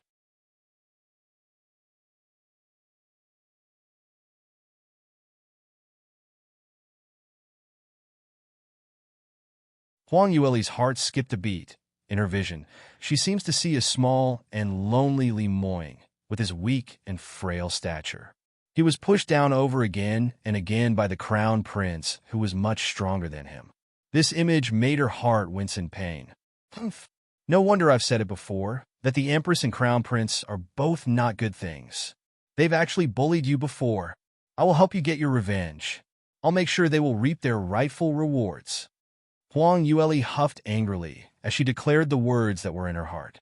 Li Moying was actually feeling down and emotional. He didn't expect that when he heard her words, he could not help but laugh. You're really a ferocious little fox." "Nope, more like a tigress. But I like it." "Li Moying, who did you say was a tigress?" Huang Yueli looked at him with puffed-up cheeks. Under the cascading moonlight, it illuminated her little angry face. Yet this miraculously washed away all his unhappiness and pain that had been buried in his heart. It was as if they were blown away by the wind. But Huang Yueli found it strange as she tilted her head in query. "With your current cultivation, you could have easily dealt with that horrid mother and son pair. Why should you need to endure and put up with them?" "It's because my imperial mother still loved my imperial father deeply. So her last words to me was to vow that no matter, I am not allowed to harm my siblings, or else my imperial father would be sad." When he said that, he let out a long and deep sigh. His imperial mother was really too silly. It wasn't worth it to do it to this point. "Ah!" Huang Yueli exclaimed out. "But just now in the banquet hall, you've beaten the crown prince to such a state." Li Moying furrowed his brows and laughed coldly. "So what? If he did anything else, I would have let it pass. But he wanted to snatch my woman. If I could still endure, can I still call myself a man? Stop talking nonsense. I'm not your woman." Although her face was scowling, in her heart she felt warm. This man, just because of a simple promise to his mother, he had spent all these years living such a tragic life, being constantly pushed about by his other siblings, bullied and scorned by all. He could actually still endure all these humiliations, but when, because of her, he revealed his own strength. No wonder. He was so emotional today and had came over to his mother's tombstone even at such an hour. "I'm sorry. I made you go back on your vow," Huang Yueli softly said as she looked at him meekly. Li Moying looked back at her. This time his eyes were filled with gentleness. "I don't blame you. I've long lost my tolerance to those idiots. After showing my hand today, it was clear that I should have not waited till this day. I should have beaten them up much earlier. It's such a waste that today we were pressed for time, and I didn't use much strength." Huang Yueli laughed gleefully and added, "Yup. I've also thought that your punches were too light. Next time we'll go together and beat them up till their own mother can't recognize them." "All right, it's a promise." The two of them joked and laughed under this dark and bleak environment. When they were about to leave, Li Moying knelt down respectfully and kowtowed a few times to his mother's tombstone. Huang Yueli followed suit in paying her respects. When Li Moying stood up, he saw her and couldn't help but laugh. "Why? Have you finally acknowledged that you are this lord's fiancée and you're paying respects to your future mother-in-law?" Huang Yueli couldn't be bothered and rolled her eyes at him. "It's because I've taken Lady Ming Fei's jade ice chain, so I'm thanking her for it. Please do not let your imagination run wild." Li Moying laughed and suddenly lowered his head and stole a kiss. Before she could freak out, he retreated swiftly and laughed very happily like a cat that had just stolen a fish. You can also listen on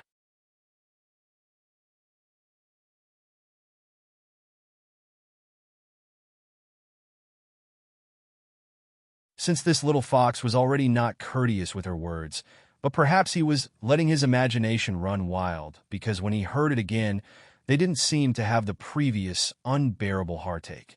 Because now, he could already feel that something between them has changed. The night was dark. "Southview Palace. Majima, my son, how could you been so deeply injured? What's your mother to do?" The Empress was crying by his side. The CP was lying motionless on his bed. His eyes were dull and listless. His heart felt empty and dead.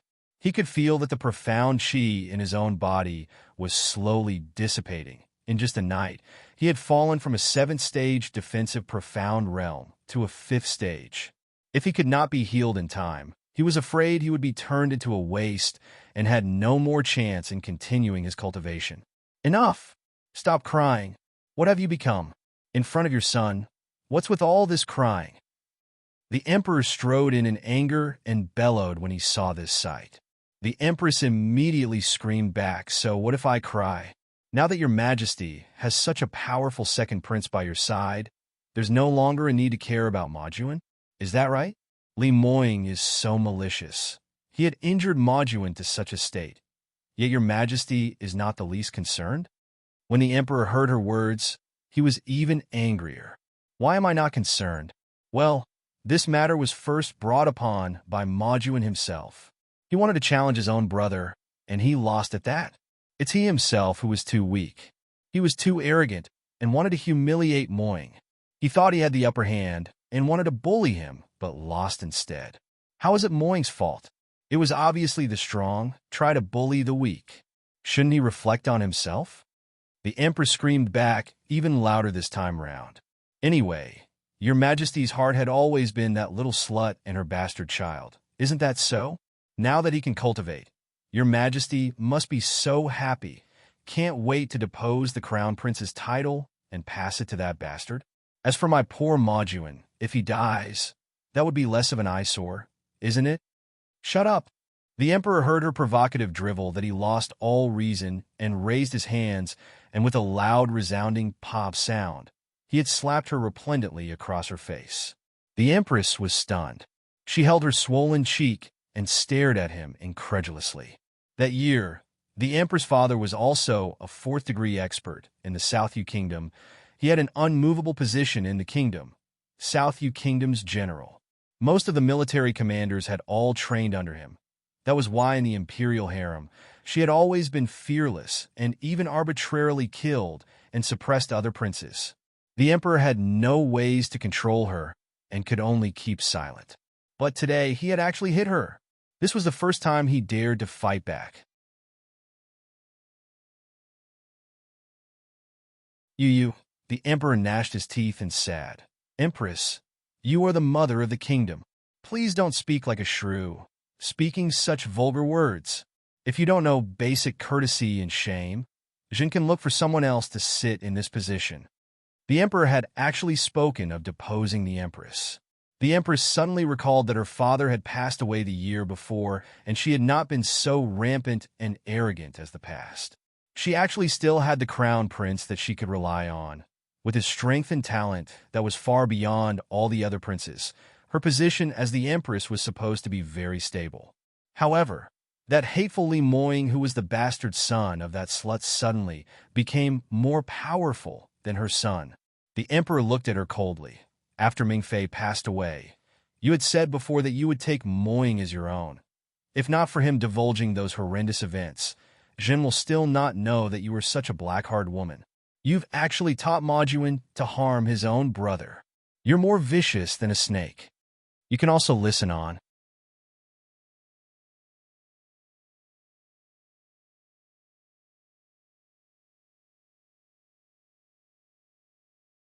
No, it's not like this.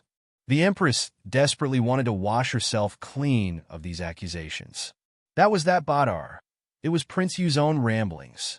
We have never done such things to him before. It's all his own shameless accusations.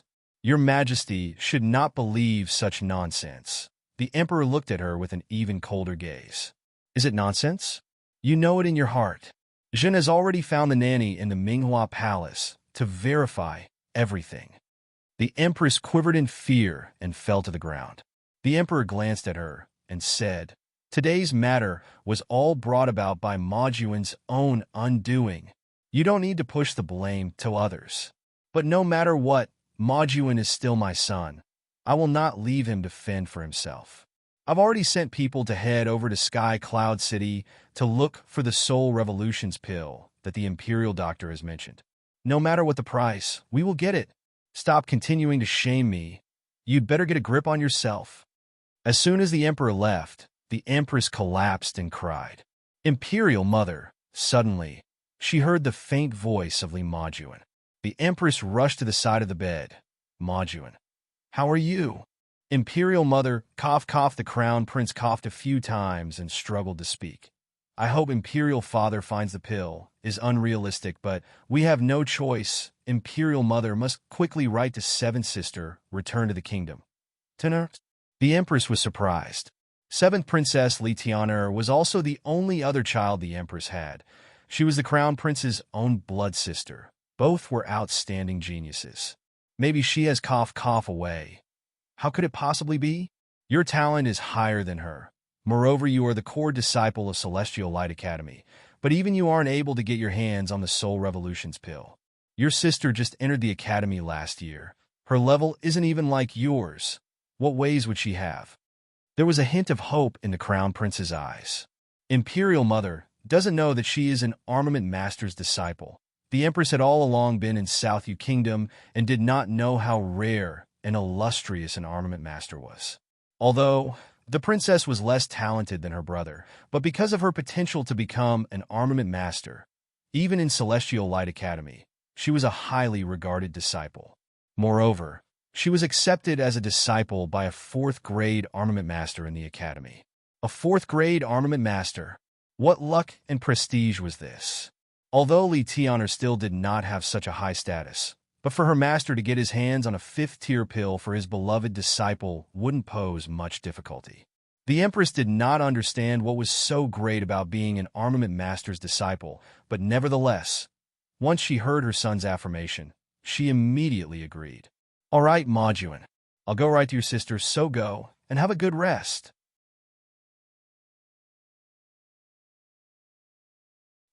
On the other hand, Huang Yueli had stayed an entire night with Li Moying at the cemetery. Only until the first rays of sun streaked through the clouds did Li Moying send her home. The carriage stopped in front of her yard. The moment Huang Yueli opened the door, her eyes widened in horror. What is all this? How are there so many people? In front of her courtyard, it was bustling with activity as the entire entrance was packed with various carriages and sedans. Many different nobles were wearing their best and crowded around the doors, pleading with the guards to let them in. This big brother, please let me in. I just want to meet with Third Miss and apologize to her in person. Yeah, that year, this young lady wasn't sensible and once said something disrespectful to Third Mississippi. As her mother, I have to make sure this ignorant girl will face up to her mistakes and apologize to Third Miss. You can also listen on.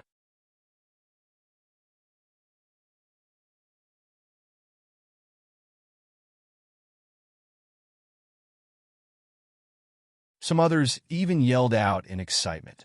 Big Brother Guard, I'm not the same as those others who have no eyes. I did not offend Third Miss, but I just want to pay my respects to our South U's #1 genius. I am here to offer gifts to Third Miss. Yes, please let us in, Big Brother. The guard was already at his limit and was just about to close the door when Kai Wei peeked out from behind. Once the people saw her, they swarmed over to her, and she was immediately surrounded. Isn't this Miss Kai Wei? Miss Kai Wei, this box of jewelry is for you. Please say something nice for me in front of Third Miss. Miss Kai Wei is actually at the first level of the Qi Profound Realm. No wonder you're the person by Third Miss' side. Such talent really impressive. All kinds of flattery started to clamor around her.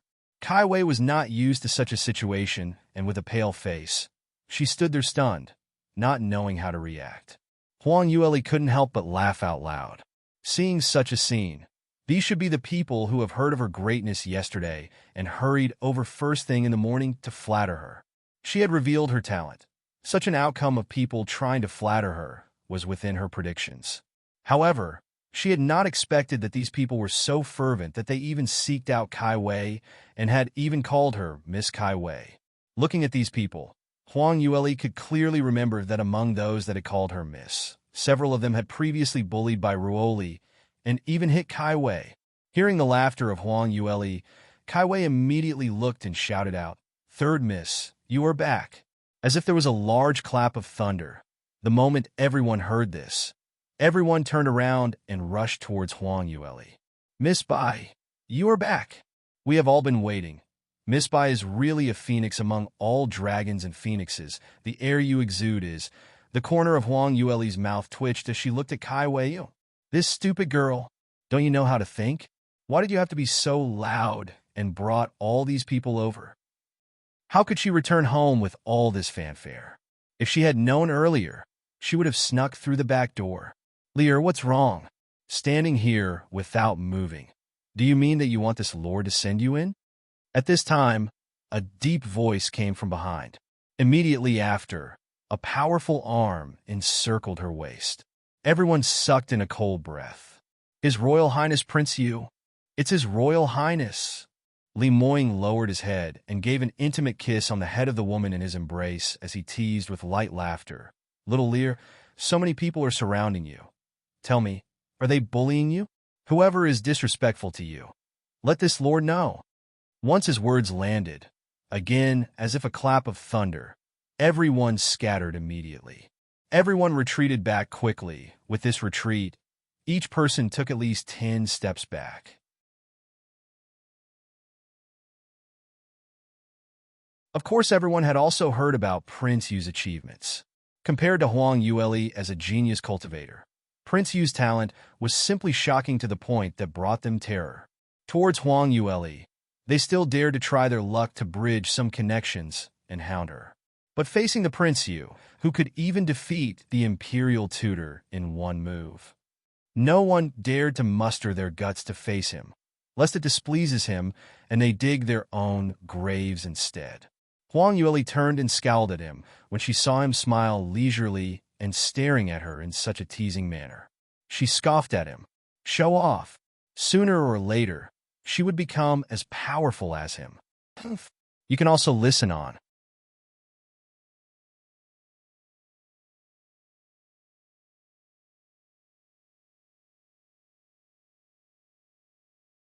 Li Moying laughed as he gently held her waist and personally led her in. I will pick you up in 3 days. Huang Yueli nodded her head. Last night, the two had agreed that 3 days later they would set off for Dark Moon Forest in search of the profound lunar jade and craft the profound lunar spirit mirror there. However, after the words had been said, Li Moying still did not let go and remained motionless at the entrance. Huang Yueli was speechless for a moment. Your Highness Prince Yu, it's getting late. Please go back. Bye. Only then did Li Moying loosen his grip and slowly backed off. Huang Yueli let out a sigh of relief, thinking that he was just about to leave. In that instance, she felt her wrist was being pulled, and Li Moying tugged her gently, and the next moment, she was brought into his embrace and his hot lips covered hers. MMPH. Huang Yueli started hitting him on his shoulders. This kiss was very passionate, but it was not a long one. After a short while, Li Moying raised his head. Little Lear, I'm going to repeat myself once more. Remember my name? If I hear you call me Your Highness Prince Yu the next time round, Pavilion Lord, Hey, Pervert, or any other names that I don't like, then his fervent eyes looked at her slightly swollen crimson lips that he had kissed, full of threat. Huang Yueli was raging within. She really wanted to slap this man silly. How could he kiss her in front of so many people? Moreover, he even said such overbearing words. However, she did not beat him or even think of any ways to get back at him. She knew that she wasn't his opponent. Li Moying saw her scrunched-up face that huffed at him in arrogance and left in satisfaction. After he left, those bootlickers started clamoring over her again as they surrounded her once again. Third Miss is sure blessed with fortune to be engaged with such an outstanding man, Prince Yu. Yes. Prince Yu and Third Miss are both top talents and are a match made in heaven. Miss Bai, congratulations to you. May I know when are you getting married? Damn it all. All these jibber-jabber. And now, even rattling such nonsense. Huang Yueli angrily stomped in and yelled out to Kai Wei, get those flies away. Those that refuse to budge, just beat them up. Let's see who still dares make a fuss at my house. Don't blame me for being strict. Beat up anyone you see. See one, beat one. Kai Wei nodded her head. Yes, Mississippi. There's one more thing. What's the matter? Huang Yueli stopped in her tracks. Early this morning, Master personally brought Madam to your courtyard and are waiting for you in the hall. What? Who asked you to let them in? But it's Master after all. Kai Wei stuttered as she tried to explain herself as much as she could until Bai Lu Jing had already strode out. Oh, Lear, you're finally back. Second uncle had been waiting for a long time. You made a name for our family. I'm so proud of you. If your father knows of it, I'm sure he would be very happy as well. Bai Lu Jing was all smiles and very enthusiastic, as if Bai Ruoli was his very own daughter, as he fawned all over her. His wife, who stood behind him, had on an awkward expression. Huang Yueli laughed coldly. Second uncle doesn't seem to know that this time I could reveal my strength was all thanks to second sister's willingness to sacrifice. I'm really touched by her dedication to let me use her as a stepping stone. Otherwise, how could I have such an opportunity? You can also listen on.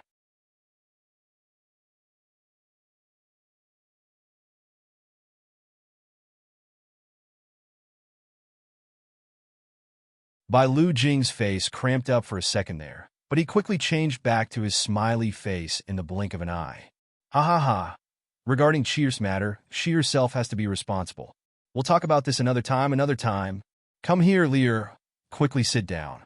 Second uncle has specially brought over this year's most prized famous tea. One small box costs 100 silver. Come and try it. He behaved as if he was in his own home, serving an important guest. His act of a good uncle really made one nauseous. Huang Yueli stood at the same spot and scoffed. Second uncle, if you aren't here about second sister's matter, coming over uninvited, so to what do I owe the pleasures? TSK, you little girls. Bai Lu Jing called out in an exaggerated manner. We are a family, and I am your own uncle. Can't I just come over to visit? I've especially came all this way to visit you. You've really misunderstood your uncle. Oh. Huang Yueli had on an indifferent expression. Bai Lu Jing almost couldn't hold on to this facade any longer. But with regards to all the rumors that had spread from the palace, he still had to work harder. That damn girl was actually a 6th grade talent, and had been hailed as South U's #1. It was a matter of time for such geniuses to soar into the skies. It wasn't something he could prevent. Of course, she was still young, but if based solely on her talent, her current strength was still not very strong. But her luck was really too shocking. She was even engaged to Prince Yu. Moreover, looking at their intimate behavior at the door just now, it looks like this girl's position in Prince Yu's heart isn't just ordinary. Without the knowledge of Prince Yu's exact talent or cultivation, but at such a young age, he could already defeat the imperial tutor. Just great, now that this damn girl has the backing of Prince Yu, and she now stood in the limelight. He really regretted that all these years, their relationship had been throttled to such an extent.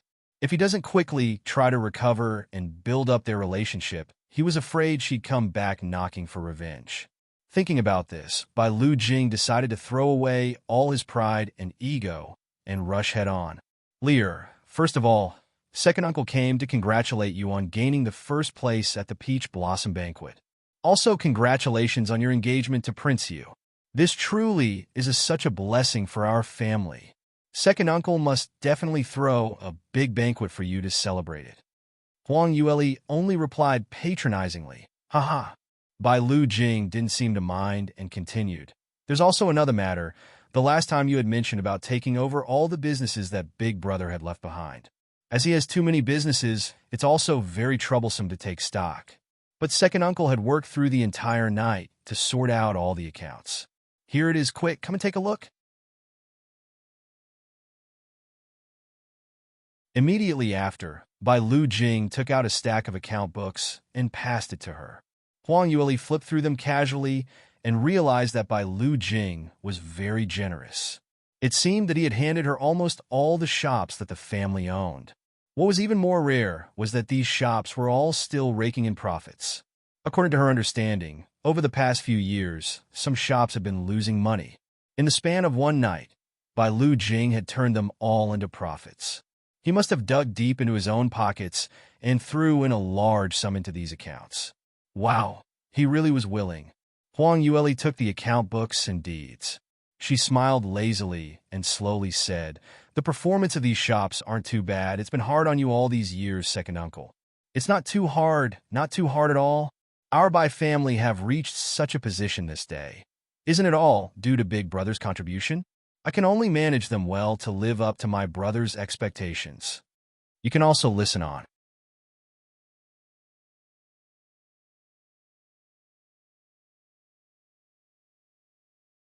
Bai Lu Jing had said it all so naturally that even Huang Yueli had to admire his thick skin. It was thicker than the wall. After he had finished speaking, Huang Yueli slowly said, "It looks like second uncle speaks with reason. Since that's the case, our Wu Wei manor was built on my father's accomplishments, so it's natural for it to be passed to his next generation. Last time, my health wasn't too good and was always recuperating here, so I've left the manor for second uncle to temporarily stay in. Well, I'm fine now, and have thought about going back to the main house to stay. Second uncle, please go back and pack your stuff and prepare to move." "What?" Bai Lu Jing had never expected that he had already took so many steps back, and yet this wretched girl still did not give him any leeway and wanted to evict them.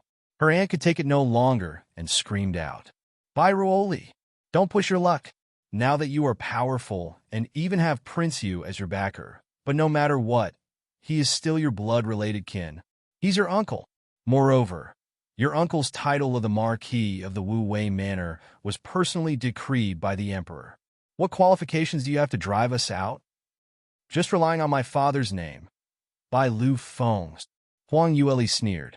"Second aunt, make a guess. If I were to go to the Emperor and ask him to remove Uncle's Marquis position, do you think he'll do it?" Bai Lu Jing could not help but grimace as cold sweat trickled down his forehead. He had been reprimanded severely by the Emperor yesterday, and was scorned for not taking good care of his niece. He had no doubt that if Huang Yueli really went to seek audience with the Emperor and requested for his position to be removed, the Emperor would listen to her. Bai Lu Jing quickly interjected, I'll move. Huang Yueli raised an eyebrow. This uncle of hers was pretty discerning. If that's the case, she won't continue oppressing him. After all, if the other party doesn't fight back, it was pretty boring. But alas, her second aunt shrieked out yet again. Bai Ruoli, you're really vicious and merciless. You're treating your uncle this way? Your second sister has already been harmed so horribly by you. She's still in jail, and no one's allowed to visit. You do not care about family ties. People are watching. The heavens are watching. You're so malicious. There will definitely be retribution. Huang Yueli's expression immediately darkened. What Aunt said is absolutely right. Lear also believes in karma. Second sister has today was all because at the Peach Blossom banquet, she let me drink a cup of wine. I think second aunt shouldn't be so forgetful and should know what was in that wine. Her second aunt trembled as she looked at her in fear and shock. This wretched girl, she knows everything. Bai Lu Jing saw that displeasure was written all over Bai Ruoli's face, and he immediately turned and slapped his wife. Enough, you ignorant fool. How did you teach your daughter? Still have the cheek to say it out? This situation Cheer is in was all brought about by you. You only have yourself to blame. With Lear's temperament, how could she not value family ties? Huang Yueli let out a mocking smile. Although Bai Lu Jing had phrased it very nicely, but there was an underlying meaning that she was generous and wanted her to lift her noble hand to help out Bai Ruoqi. Unfortunately, Bai Ruoqi had repeatedly provoked her and had riled her up. This matter wouldn't be let off so easily. Huang Yueli was too lazy to continue watching their drama, and she raised her voice and shouted out, Come, send Master back to his residence. 3 days later, Huang Yueli woke up early, and Prince Yu's carriage was already waiting for her outside. During these 3 days, she had been in seclusion as she prepared for the arduous journey that awaited at Dark Moon Forest. You can also listen on.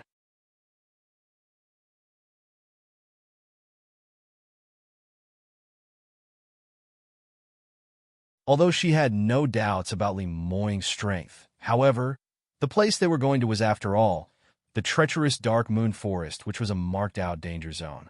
Moreover, her own cultivation was only at the Qi Profound realm. In other words, she was dead weight. If she were to completely rely on Li Moying for protection, that would be too unrealistic. Therefore, she had to seize every moment she had and made lots of small gadgets, in case of emergency. Lear, today, you look even more beautiful than usual. When she went into the carriage, Li Moying slowly and deliberately looked at her from head to toe. He then touched his chin and smiled. For convenience of movement, Huang Yueli had donned on a horse-riding attire, wore a pair of boots, and tied her up exuding a heroic and upright aura. Especially when she raised her chin up in defiance, his heart almost missed a beat. Huang Yueli gave him a condescending glance. What do you mean? Usually, I'm not beautiful. Lear, you're actually so unconfident? Or else, let me take a good look to see which part of you isn't beautiful. Pa! Huang Yueli smacked him on his mouth, clearing away all the senseless words that were about to follow. You're not allowed to come so close to me. I woke up too early today. I'm only half awake. Let me sleep a bit more. She went over to the corner of the carriage and closed her eyes.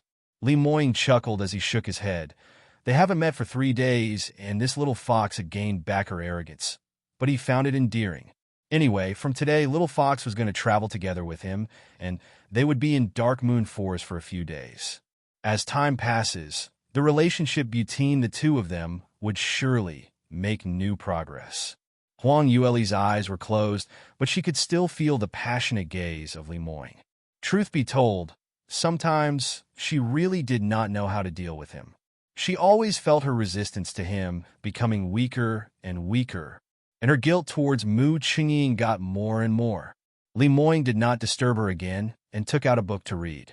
In less than an hour, the carriage arrived at its destination. Southview was closest to the edge of the Dark Moon Forest.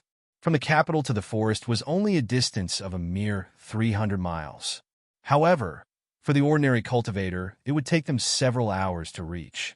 They reached so fast because the carriage was pulled by 5th-tier magical beast, the Flowing Cloud Colt, and his carriage also had been imbued with the wind attribute. The carriage came to a complete stop, and Li Moying came out first and turned back to support Huang Yueli, but his hand was empty. Huang Yueli did not wait and jumped off herself. She looked up and took in this sight. The towering trees shot through the clouds, blocking out the sun. Deep and mysterious, a place filled with danger and a myriad of magical beasts. No one knows for sure how big Dark Moon Forest really was or how many magical beasts lived inside it. This place was fraught with danger, but it was also a treasure trove brimming with many opportunities. A trace of nostalgia flashed through her eyes.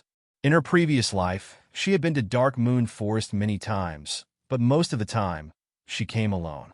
At the edge of Dark Moon Forest, there are hundreds of entrances, and each was manned by an official from the South Sky region.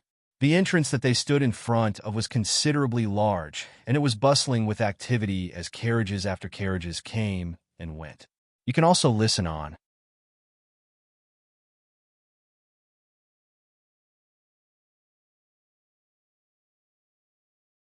The place was packed with a diverse group of people. Some were there to do business, some were there to commission people to help them, various mercenary groups, and a lot of students from all the famed academies who were there on missions to gain experience. It resembled a large marketplace. Huang Yueli had yet to stand properly when a middle-aged man came up to her to sell his services.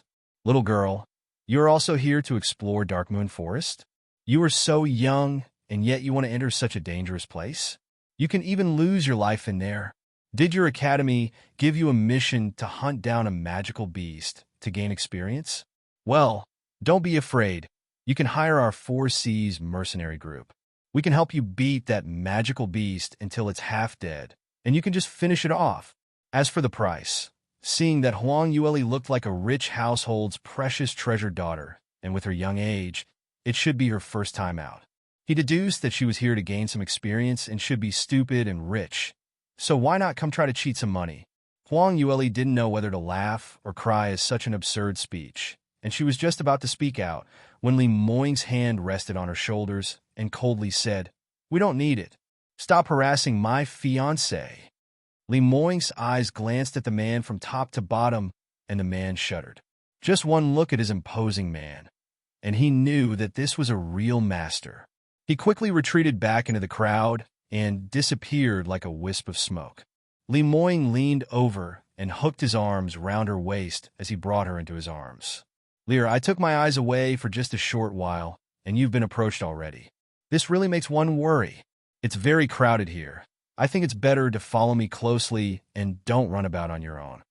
He advised her sincerely and tightened his arms around her. Huang Yueli was so mad that her tongue was knotted and could only glare fiercely at him. Li Moing smiled wickedly. His little fox was really adorable. "Senior brother, you're finally here. Fifth brother and I have been waiting for such a long." "Who is she?" Suddenly, a young girl's voice sounded from behind. From the beginning, the voice was sweet and melodious, tinged with a hint of arrogance, but the moment when she saw Huang Yueli, her voice had totally changed. Both of them turned around and saw that several people stood behind them. Among them, she had seen 3 of the men before. They were Li Moing's personal guards, Moe, Mo Air, and Mo Sandstar. These guards were ranked by their strength, so these should be the strongest 3. In addition, there was a young man and lady. The man looked to be about 17 years old, and he was tall and handsome. His smile was like the sunshine, and he looked like a good-tempered youth. The girl beside him looked younger, at most 16 years old. She was a rare beauty with a small and delicate pretty face.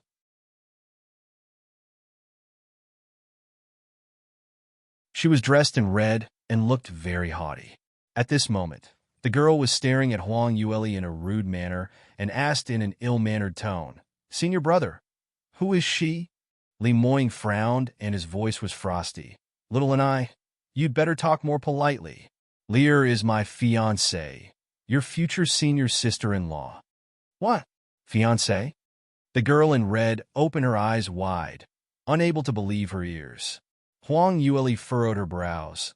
At first she had still wanted to clarify her relationship with Li Moing, but when she saw that girl's haughty and arrogant demeanor, she kept quiet. It looks like this girl had her eyes on Li Moing. She didn't know why, but her heart suddenly felt very stifled, and she felt very unhappy.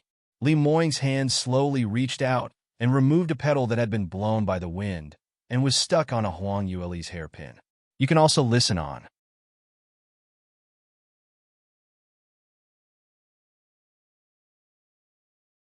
"Stand closer. There are too many people over there. Don't let them squeeze you." The first part of his sentence was directed at the girl in red. However, by the second half of it, he had already turned to Huang Yueli and pulled her closer to him. The Sunshine Youth's mouth was frozen in an O shape. This person that was talking so gently and affectionately to the young lady beside him, was it really his usually aloof and cold senior brother? There were hordes of girls who liked this senior brother of his. Countless daughters of the large sex were all smitten by him, but he did not even care to cast them a single glance. They were all ignored by him, and he had even thought that perhaps this senior brother of his did not like girls. But now what was going on? Where did this lovely young lady beside him pop up from? She doesn't look like she has even reached the marriageable age yet. The mild reaction of the youth, who was filled with curiosity, hugely differed from the girl in red beside him. "What? Senior brother? You've got to be kidding. How could she be your fiancée? How could it be possible for you to attract butterflies outside? What about my sister?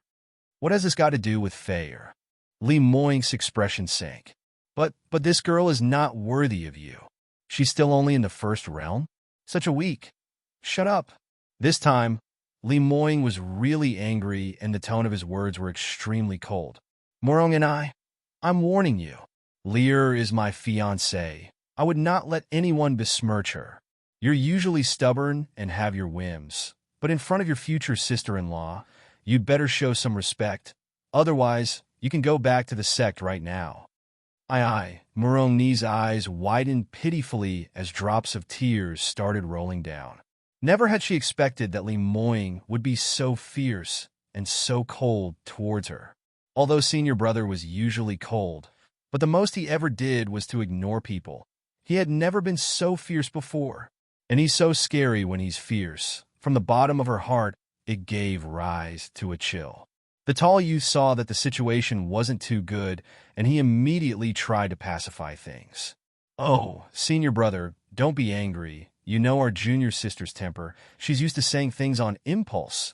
There's no bad intentions." Li Moing's gaze remained cold. Although he was never a good-tempered person, however, he would never argue with an ignorant girl. But Morong and had besmirched his little fox whom he held so dear to his heart. This was touching his inverse scales. The tall youth wiped off his cold sweat and stepped forward in front of Morong and He smiled brightly towards Huang Yueli and said, Hello, sister-in-law. Let me introduce myself. I am Luo Jian. Amongst us fellow disciples, I'm the fifth. It's nice to meet you. That junior sister has been spoiled by our master since young. She doesn't know how to speak well. Please don't bother about it. But it's truly because we're all too surprised. Senior brother has never paid attention to any ladies before, and he suddenly brought you along today and even said that you're his fiancée. Huang Yueli replied indifferently. Don't call me sister-in-law. We're not married yet. Luo Jian was taken back by surprise and was once again tongue-tied. Li Moying was really too lethal. Whichever lady who managed to catch his glance would be smitten by him for a few days, inciting deep jealousy from the others. If any of them were to be acknowledged as his fiancée, wouldn't she be happy until she fainted? Who knew that this fiancée of his seems that she doesn't even put it to her heart? You can also listen on.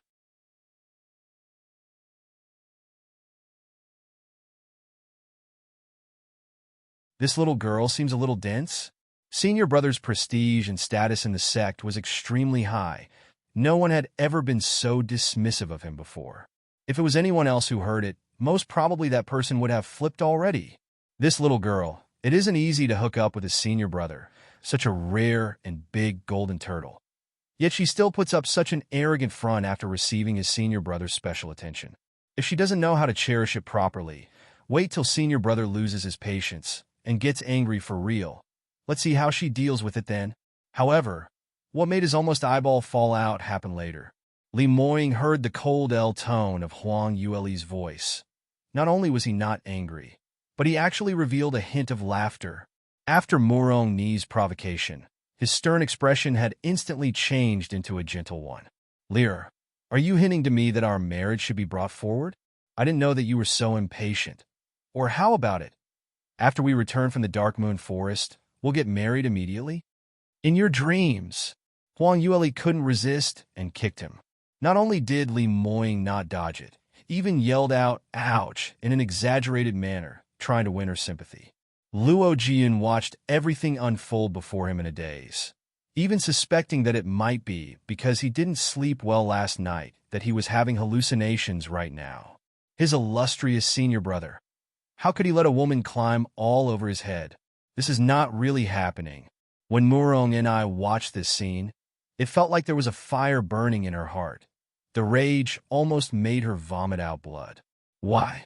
How did things turn out this way? How could senior brother like such a weak woman?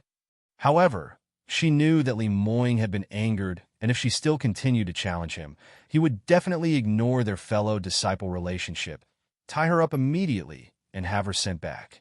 No, she can't go. She still had to help her sister monitor this little fox demoness and see how did she seduce her senior brother. Clinging on to this justification, Murong Yang pursed her lips and forced herself to calm down. Luo Jian obviously did not have so many thoughts and schemes in his mind. He had always known that his senior brother was strong and overbearing. Whatever matter he had decided on, no one else had a choice but to accept it. Since Li Moying had already determined that this young lady was his fiancée, Luo Jian would definitely not dare to go provoke him any further. Sister-in-law. Do not call me sister-in-law. Then, Luo Jian was stumped momentarily. My name is Yu Li, Huang Yueli answered. She did not give her family name because she had already decided that once they finished their business in Darkmoon Forest, she would leave South Yu Kingdom. By then, she would no longer be the daughter of the Bai family. However, she could not reveal her real name. The time that she had perished in the northern ice fields till now was only 14 years ago, compared to the long life of cultivators who could live from hundreds to thousands of years. It was only a drop in the ocean. Her enemies were certain to be alive. If one was to hear the name Huang Yueli, it was easy to stir up suspicions. So she took a step back and said this name. Yuli, Yu is such a rare surname. Luo Jian said. Huang Yueli did not explain further. Li Moying also didn't mention anything. His little fox had always kept a lot of secrets and he was used to it. Luo Jian only hesitated for a moment and laughed. Miss Yu is a beautiful woman with an outstanding temperament. Standing together with my senior brother, you look really matching. I didn't expect that on this trip to South Yu Kingdom, senior brother actually found a fiancée. I have to congratulate senior brother. You can also listen on.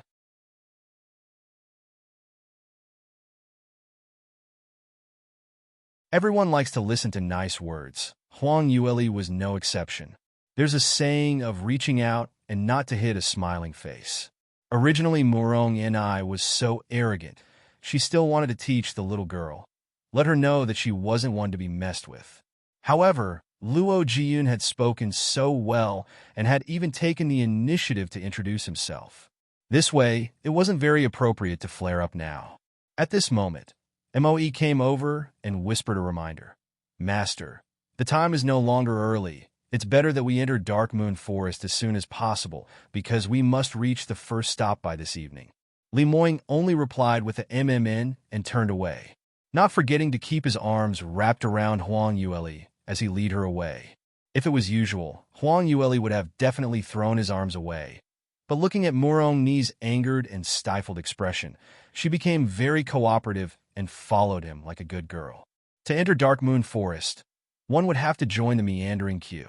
However, Li Moing simply took out a token and flashed it to the guard, and they were immediately granted access without needing to queue.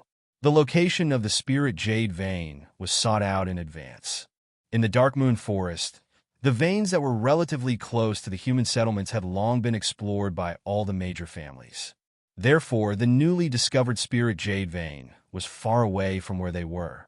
Moreover, the location wasn't very safe. It was right smacked in the midst of the Tier 5 magical beast settlement. Among them, the outer zone was where the lower-leveled magical beasts resided in. Very rarely would Tier 2 or higher magical beasts appear in this area. Majority of the people who came to this zone were the mercenary groups or students that were here to gain experience. The middle zone consisted mainly of Tier 3 and 4 magical beasts. This place was frequented by the stronger mercenary groups. The inner zone were where the 5th tier and 6th tiered magical beasts resided in. Only the well-known mercenary groups that were high-ranked dared to venture in on the premise of receiving a large fee to risk their lives. The innermost zone was also the restricted zone where magical beasts that were Tier 7 and could be found. If one wasn't a peerless expert who was very confident in his own strength, one wouldn't venture into this area to throw his own life away. Usually, only in such situations where one would engage in battle with such magical beasts was that the expert must be several times higher, as magical beasts' physiques differed from a human. Their bodies were insanely strong and their defense almost impenetrable. Their strength were a few times stronger than a cultivator's. In general, the fighting power of a magical beast was much higher than a cultivator of the same rank by a large margin. A cultivator had to be one realm higher to ensure victory against a magical beast. This Spirit Jade Vein that Li Moing had his eyes on was located within the boundaries where the 5th-tiered magical beasts were, meaning that it was located in the inner zone of the Dark Moon Forest. With so little people and to venture into this dangerous zone, if it was a normal group, it would be extremely dangerous. However, not a shred of nervousness or fear was on Li Moing's face, and his expression remained indifferent. Even Luo Jiyun and Murong Ni strolled on in a nonchalant manner. Of course, Huang Yueli also had no worries as she believed that Li Moing would not do something that he was not confident in. Moving together in this group of 7, they walked according to the direction marked on the map and went deeper and deeper into the forest. On their journey, Murong and I had on a sulky face throughout and kept sending dagger glares to Huang Yueli. Even more so after Li Moing was showering his affection on her. She looked as if her eyes could spit out fire. From time to time, Luo Jiyun would also find an opportunity to converse with Huang Yueli. He was also very curious about this fiancée of his senior brother, who seemingly fell from the sky. You can also listen on.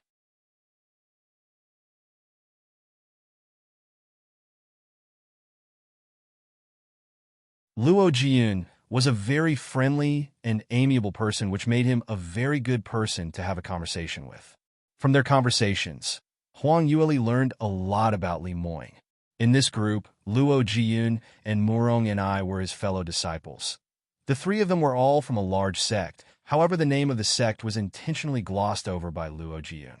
Huang Yueli wasn't too surprised. Having their geniuses traveling outside was a huge risk on its own. If they were discovered by their enemies before they had fully grown, the enemies might send us some experts to wipe them out. That was why, for such sensitive topics, discretion was practiced, and it was normal to be so secretive. Luo Jian turned 18 this year and had just broken through to the 5th degree realm. Murong and I was only 16, but her cultivation was at the 4th degree realm. A 16-year-old 4th degree realm, just the thought of it was shocking. However, Murong and I was from a large sect, and these large sects had their own means and ways to cultivate their geniuses. In general, one starts to cultivate at the age of 10. However, these large sects would have started picking all the talents at the tender age of 5 or 6 and start cultivating them. After one has successfully led the qi into the body, the next step would be a lavish way, by splurging on large doses of herbs and medicines as if money was not needed at all. In addition, there's also other methods such as arrays, and these extravagant ways these large sects with resources are able to boost the speed of cultivation, and it was at least 3 to 5 times faster than that of a normal cultivator. Following the notions behind, Murong and I is estimated to be at most a 6th grade talent, or perhaps just a higher 5th grade talent. MOE, MO Air, and MO San were all experts of the 5th degree realm. However, they were relatively older in age, so they couldn't be considered to be talented geniuses. As for Li Moing's cultivation, he had actually reached the 6th degree of the Earth Profound realm, and he was at the 9th level. This meant that he was only a step away from the 7th degree realm. This was by far the most shocking news that Huang Yueli had heard, due to the fact that Li Moing was only 20 years old. A 20-year-old 6th degree realm of the 9th level was simply unfathomable. Even that year's Mu Qingying could not reach such a height. What kind of talent did he possess? A 9th grade talent? Even Huang Yueli's previous life wasn't as heaven-defying as this. From this moment, Huang Yueli's gaze towards Li Moing had changed a little. For a genius that could be found one in millions, no wonder his personality was strong and overbearing. As it stands, those with real strength had the right. Li Moing saw her wide eyes and laughed. How is it? Have you finally realized that you must not miss this opportunity to get such a grand match? Come quickly into this Lord's embrace, and I promise to properly cherish you. Tisk, it's also nothing extraordinarily amazing. Huang Yueli scoffed and haughtily snubbed him as she turned her head away. Li Moing's lips raised a smile, his eyes full of affection. He knew this little fox wasn't bragging. He had witnessed with his own eyes. A person without any cultivation, suddenly transformed into a qi profound realm and moreover of the 9th stage. Although he did not know how did she had came to achieve such a feat, but one thing is for sure, she was definitely an incredibly talented genius. However, to others who heard it, it held a different meaning. After a short while, Mo E, who was leading the group, met some trouble and called Li Moing over. Murong and I took this opportunity and walked over and scoffed. Yuli, isn't your skin a little too thick? Or is it just that you haven't seen the world? Do you know what a 20-year-old 6th degree realm at the 9th level represents? You're actually showing contempt? But then again, you are just but a waste from a countryside. Not knowing is normal. Huang Yueli stopped in her tracks as a smile, full of ridicule, emerged. I'm a waste? That means to say that your cultivation is very high? You can also listen on.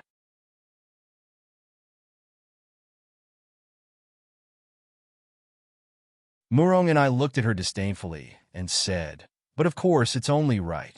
Although my cultivation cannot be compared to senior brother, however I have already entered the 4th degree realm. When I was your age, I was already in the 3rd degree of the spirit profound realm. Unlike you, who up till now, it looks like you haven't even broken through the defensive profound realm. Huang Yueli did not deny anything and simply smiled. Yes, I am currently still at the qi profound realm. Your vision is quite accurate. Murong and I said that she had not seen the world. However, in actual fact, she felt that it was Murong and I herself who had not seen the world. Most probably, she had grown up protected in the sect since childhood and hasn't really gone out to gain experience. Therefore, she couldn't understand the hardships of the ordinary people. If it was another cultivator with more experience, if they saw Huang Yueli, a 14-year-old chi profound realm at the 9th level who was from a small kingdom, they would have long realized that this was a very rare genius. Murong and I did not understand her sarcasm and thought that Huang Yueli felt inferior and started to gloat, feeling even more proud of herself. Haha, of course my vision is accurate. Compared to you, my cultivation is much higher by several realms. Seeing through your cultivation is an easy task. Huang Yueli was silent for a moment. This Murong and I was not only ignorant, she was also very stupid. She couldn't even understand it when others were scolding her. But you have to understand that with your cultivation and talent, it is impossible to stay with senior brother. He is a man amongst dragons, and he will surely walk on the path of the martial way and stand atop it. Even if you forcefully insist on staying together with him, sooner or later, you'll be thrown away by him. Only a true daughter of the heavens is a worthy match with senior brother. A true daughter of the heavens? Huang Yueli sneered. Miss Murong, are you referring to yourself? Murong and I blushed, but quickly denied it. Of course it's not myself, but my sister Murong Fei. Let me tell you, my sister is an 8th grade talent, and at the young age of 17, she's already an expert of the 5th degree realm 3rd level. Moreover, she was born noble. She is the daughter of the patriarch. She is also beautiful. Unlike you who's like a yellow bean sprout, you can't even compare to one finger of hers. After she said her piece, she quickly glanced to the side and tried to see Huang Yueli's reaction. At first, she thought that the 8th grade talent would be able to scare that damn girl who hadn't seen the world, but what she only saw was a mild reaction. Huang Yueli only set out anew. An 8th grade talent is not considered too bad, but with such a talent, moreover to be born in a large sect, yet she's only a mere 5th degree realm 3rd level at the age of 17. She's not really very diligent. You dare to chastise my sister? When Murong and I heard her comments, she wished she could strike her to death there and then. What kind of front are you pretending to put up? Do you think it's that easy to be a 5th degree realm 3rd level? Well, looking at your cultivation, you can never experience it this life. To be honest, I do quite admire your thick skin. Have a good look and see what kind of cultivation we are, and reflect on your own cultivation level. Following us here is just dragging down our hind legs. We still have to protect you and keep an extra eye out for you. You're just a freeloader. If I were you, I'd long gone back to your backwater kingdom instead of stirring up more trouble for others. Murong and I finally couldn't keep calm after she saw that Huang Yueli repeatedly kept playing the fool. She was on the verge of losing her composure and wanted to force that damn girl to go back. You can also listen on.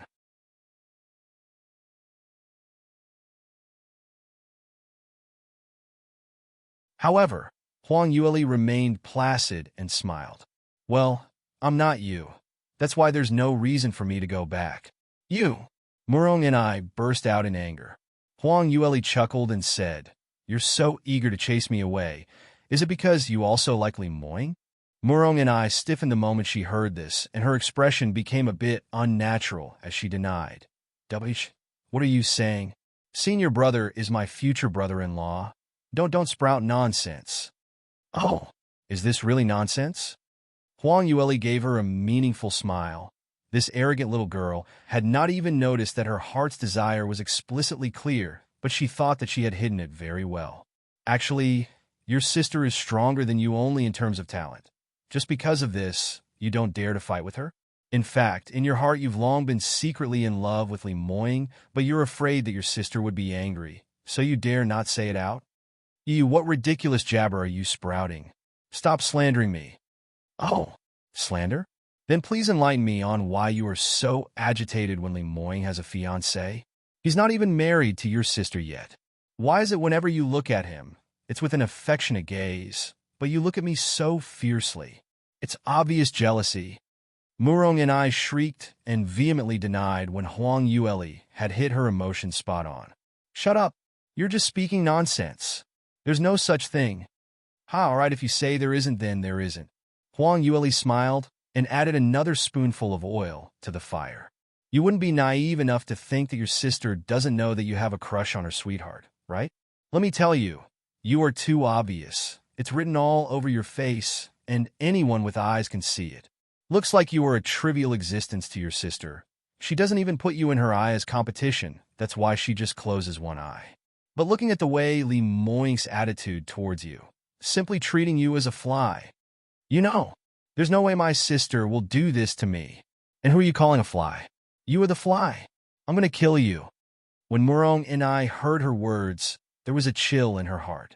These few years, under the guise of her sister's name, to chase away all the women who were hovering around Lemoyne. But the main notion behind all these was because she was jealous. In fact, the person she was most jealous of was her sister. But unfortunately, she was much more talented than she was. So using her sister's name, she had been going around and helping her sister, using her sister's name to wreak havoc, and thus she could push all the blame onto her sister. Once words of Murong Fei's reputation of being extremely jealous spreads around, senior brother would in turn come to hate her, and she could then use this chance to gain his favor instead. Who knew that just with a few words, she had been completely exposed by this damn girl in front of her? Murong and I flew into a rage, and with the flick of her finger, she pulled out a 9-segment whip and lashed it in the direction of Huang Yueli. Huang Yueli narrowed her eyes as her gaze got colder. She pressed a button to activate the weapon that was hidden in her sleeves. In a split second, 18 flying daggers swiftly formed a dagger array and flew out in the speed of light towards Murong and I.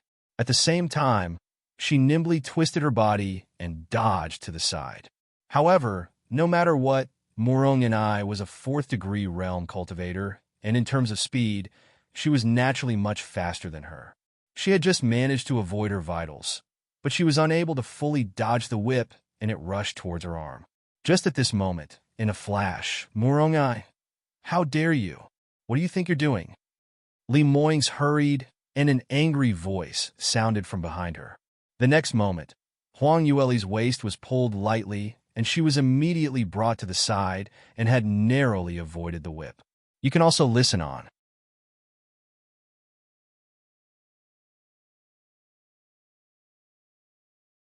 Murong Ni's whip landed onto thin air. However, the dagger array had arrived in front of her. 18 flying daggers were incredibly fast and came at her in all directions, sealing all her escape routes. Murong and I only saw a glimpse of silver flashing, and there was no time to dodge. Ah! Help! By the time she shrieked, she was already sent flying back. Thud, thud, thud, thud, thud. A continuous round of thuds resounded, and Murong and I had slammed into a 1,000-year-old tree trunk behind. All 18 flying daggers, without exception, pierced through her clothes and nailed her to the trunk. It was the huge momentum, the driving force of that powerful array that had sent her flying back. Fortunately for Murong and I, right behind her was a big tree, and once the daggers had stabbed into the trunk, the entire array stopped. However, she was looking very sorry at this very moment, as her hands and legs were sprawled side apart and hung on the trunk like a dead pig. When she could not avoid the attack in time, she had expected to have a few daggers in her body. It wasn't easy to manage to escape unscathed, but when she found herself in such a humiliating predicament, she felt ashamed and immediately flared up. You, Lee, you actually dare to launch a sneak attack on me? Such a vicious move. Seen your brother look? You've finally seen her true face. You cannot be deceived by this vicious woman anymore. Huang Yueli looked at her with ridicule as she laughed. I finally got to see it firsthand, what it means for a thief to call another thief. It was obviously you who first attacked, and now you're saying such things? If it wasn't a sneak attack, how could you have got me? It's clearly you who was jealous of me and snuck up. Enough. Murong and I, what did I warn you this morning? Since you have completely disregarded my words, then go back straight to the sect. Liyun, take her back from me. Once Murong and I heard it, she was anxious and cried out. Senior brother, how could you be on her side? Lemoyne's lips curled up, his eyes were cold. But when he turned to Huang Yueli, his gaze turned extremely gentle, as if a 1,000-year-old glacier had melted. Lear is my fiancée. If I'm not on her side, who should I side with? Huang Yueli felt a thread of warmth in her heart. This man trusted her unconditionally and would always stand on her side. She turned to look at him and was attracted by the light in his eyes. However, Murong and I shrieked out loud again and struggled, interrupting that special moment between the two. I'm not going. I won't go back. Put me down. Huang Yueli said coldly. Miss Murong, let me remind you that although your clothes are woven from cloud silkworms which are stronger than ordinary clothes, however, no matter what, it is still a fabric. If you continue to struggle, it might tear and you might end up streaking. When Murong and I heard this, she shuddered and did not dare to move an inch thereafter. Yes, if her clothes tear, she would be fully exposed. Other than Li Moing, there were 4 other men here. Murong and I thought about showing such a disgraceful matter to the man that she had been secretly in love with for so long, and her confidence crumbled. Adding on to the fact that Li Moing held no sympathy for her, but was so gentle towards Huang Yueli. This hateful contrast in treatment really made her want to vomit blood. Her beautiful big eyes had already turned red by now, but she still had no way to take down this hateful fiancé of his. Li Moing did not even look back once as he affectionately led Huang Yueli off along as Moe, Mo Air, and Mo San followed behind as they continued on to their destination. You can also listen on. You're tuning in to the Romance Rendezvous YouTube channel. We're so grateful for your support, and don't forget to subscribe to join us on this incredible journey through captivating stories. Your generosity through donations truly makes a world of difference, as it's the primary source of revenue that allows me to expand and enhance this channel for you. Thank you from the bottom of my heart for being a part of this adventure.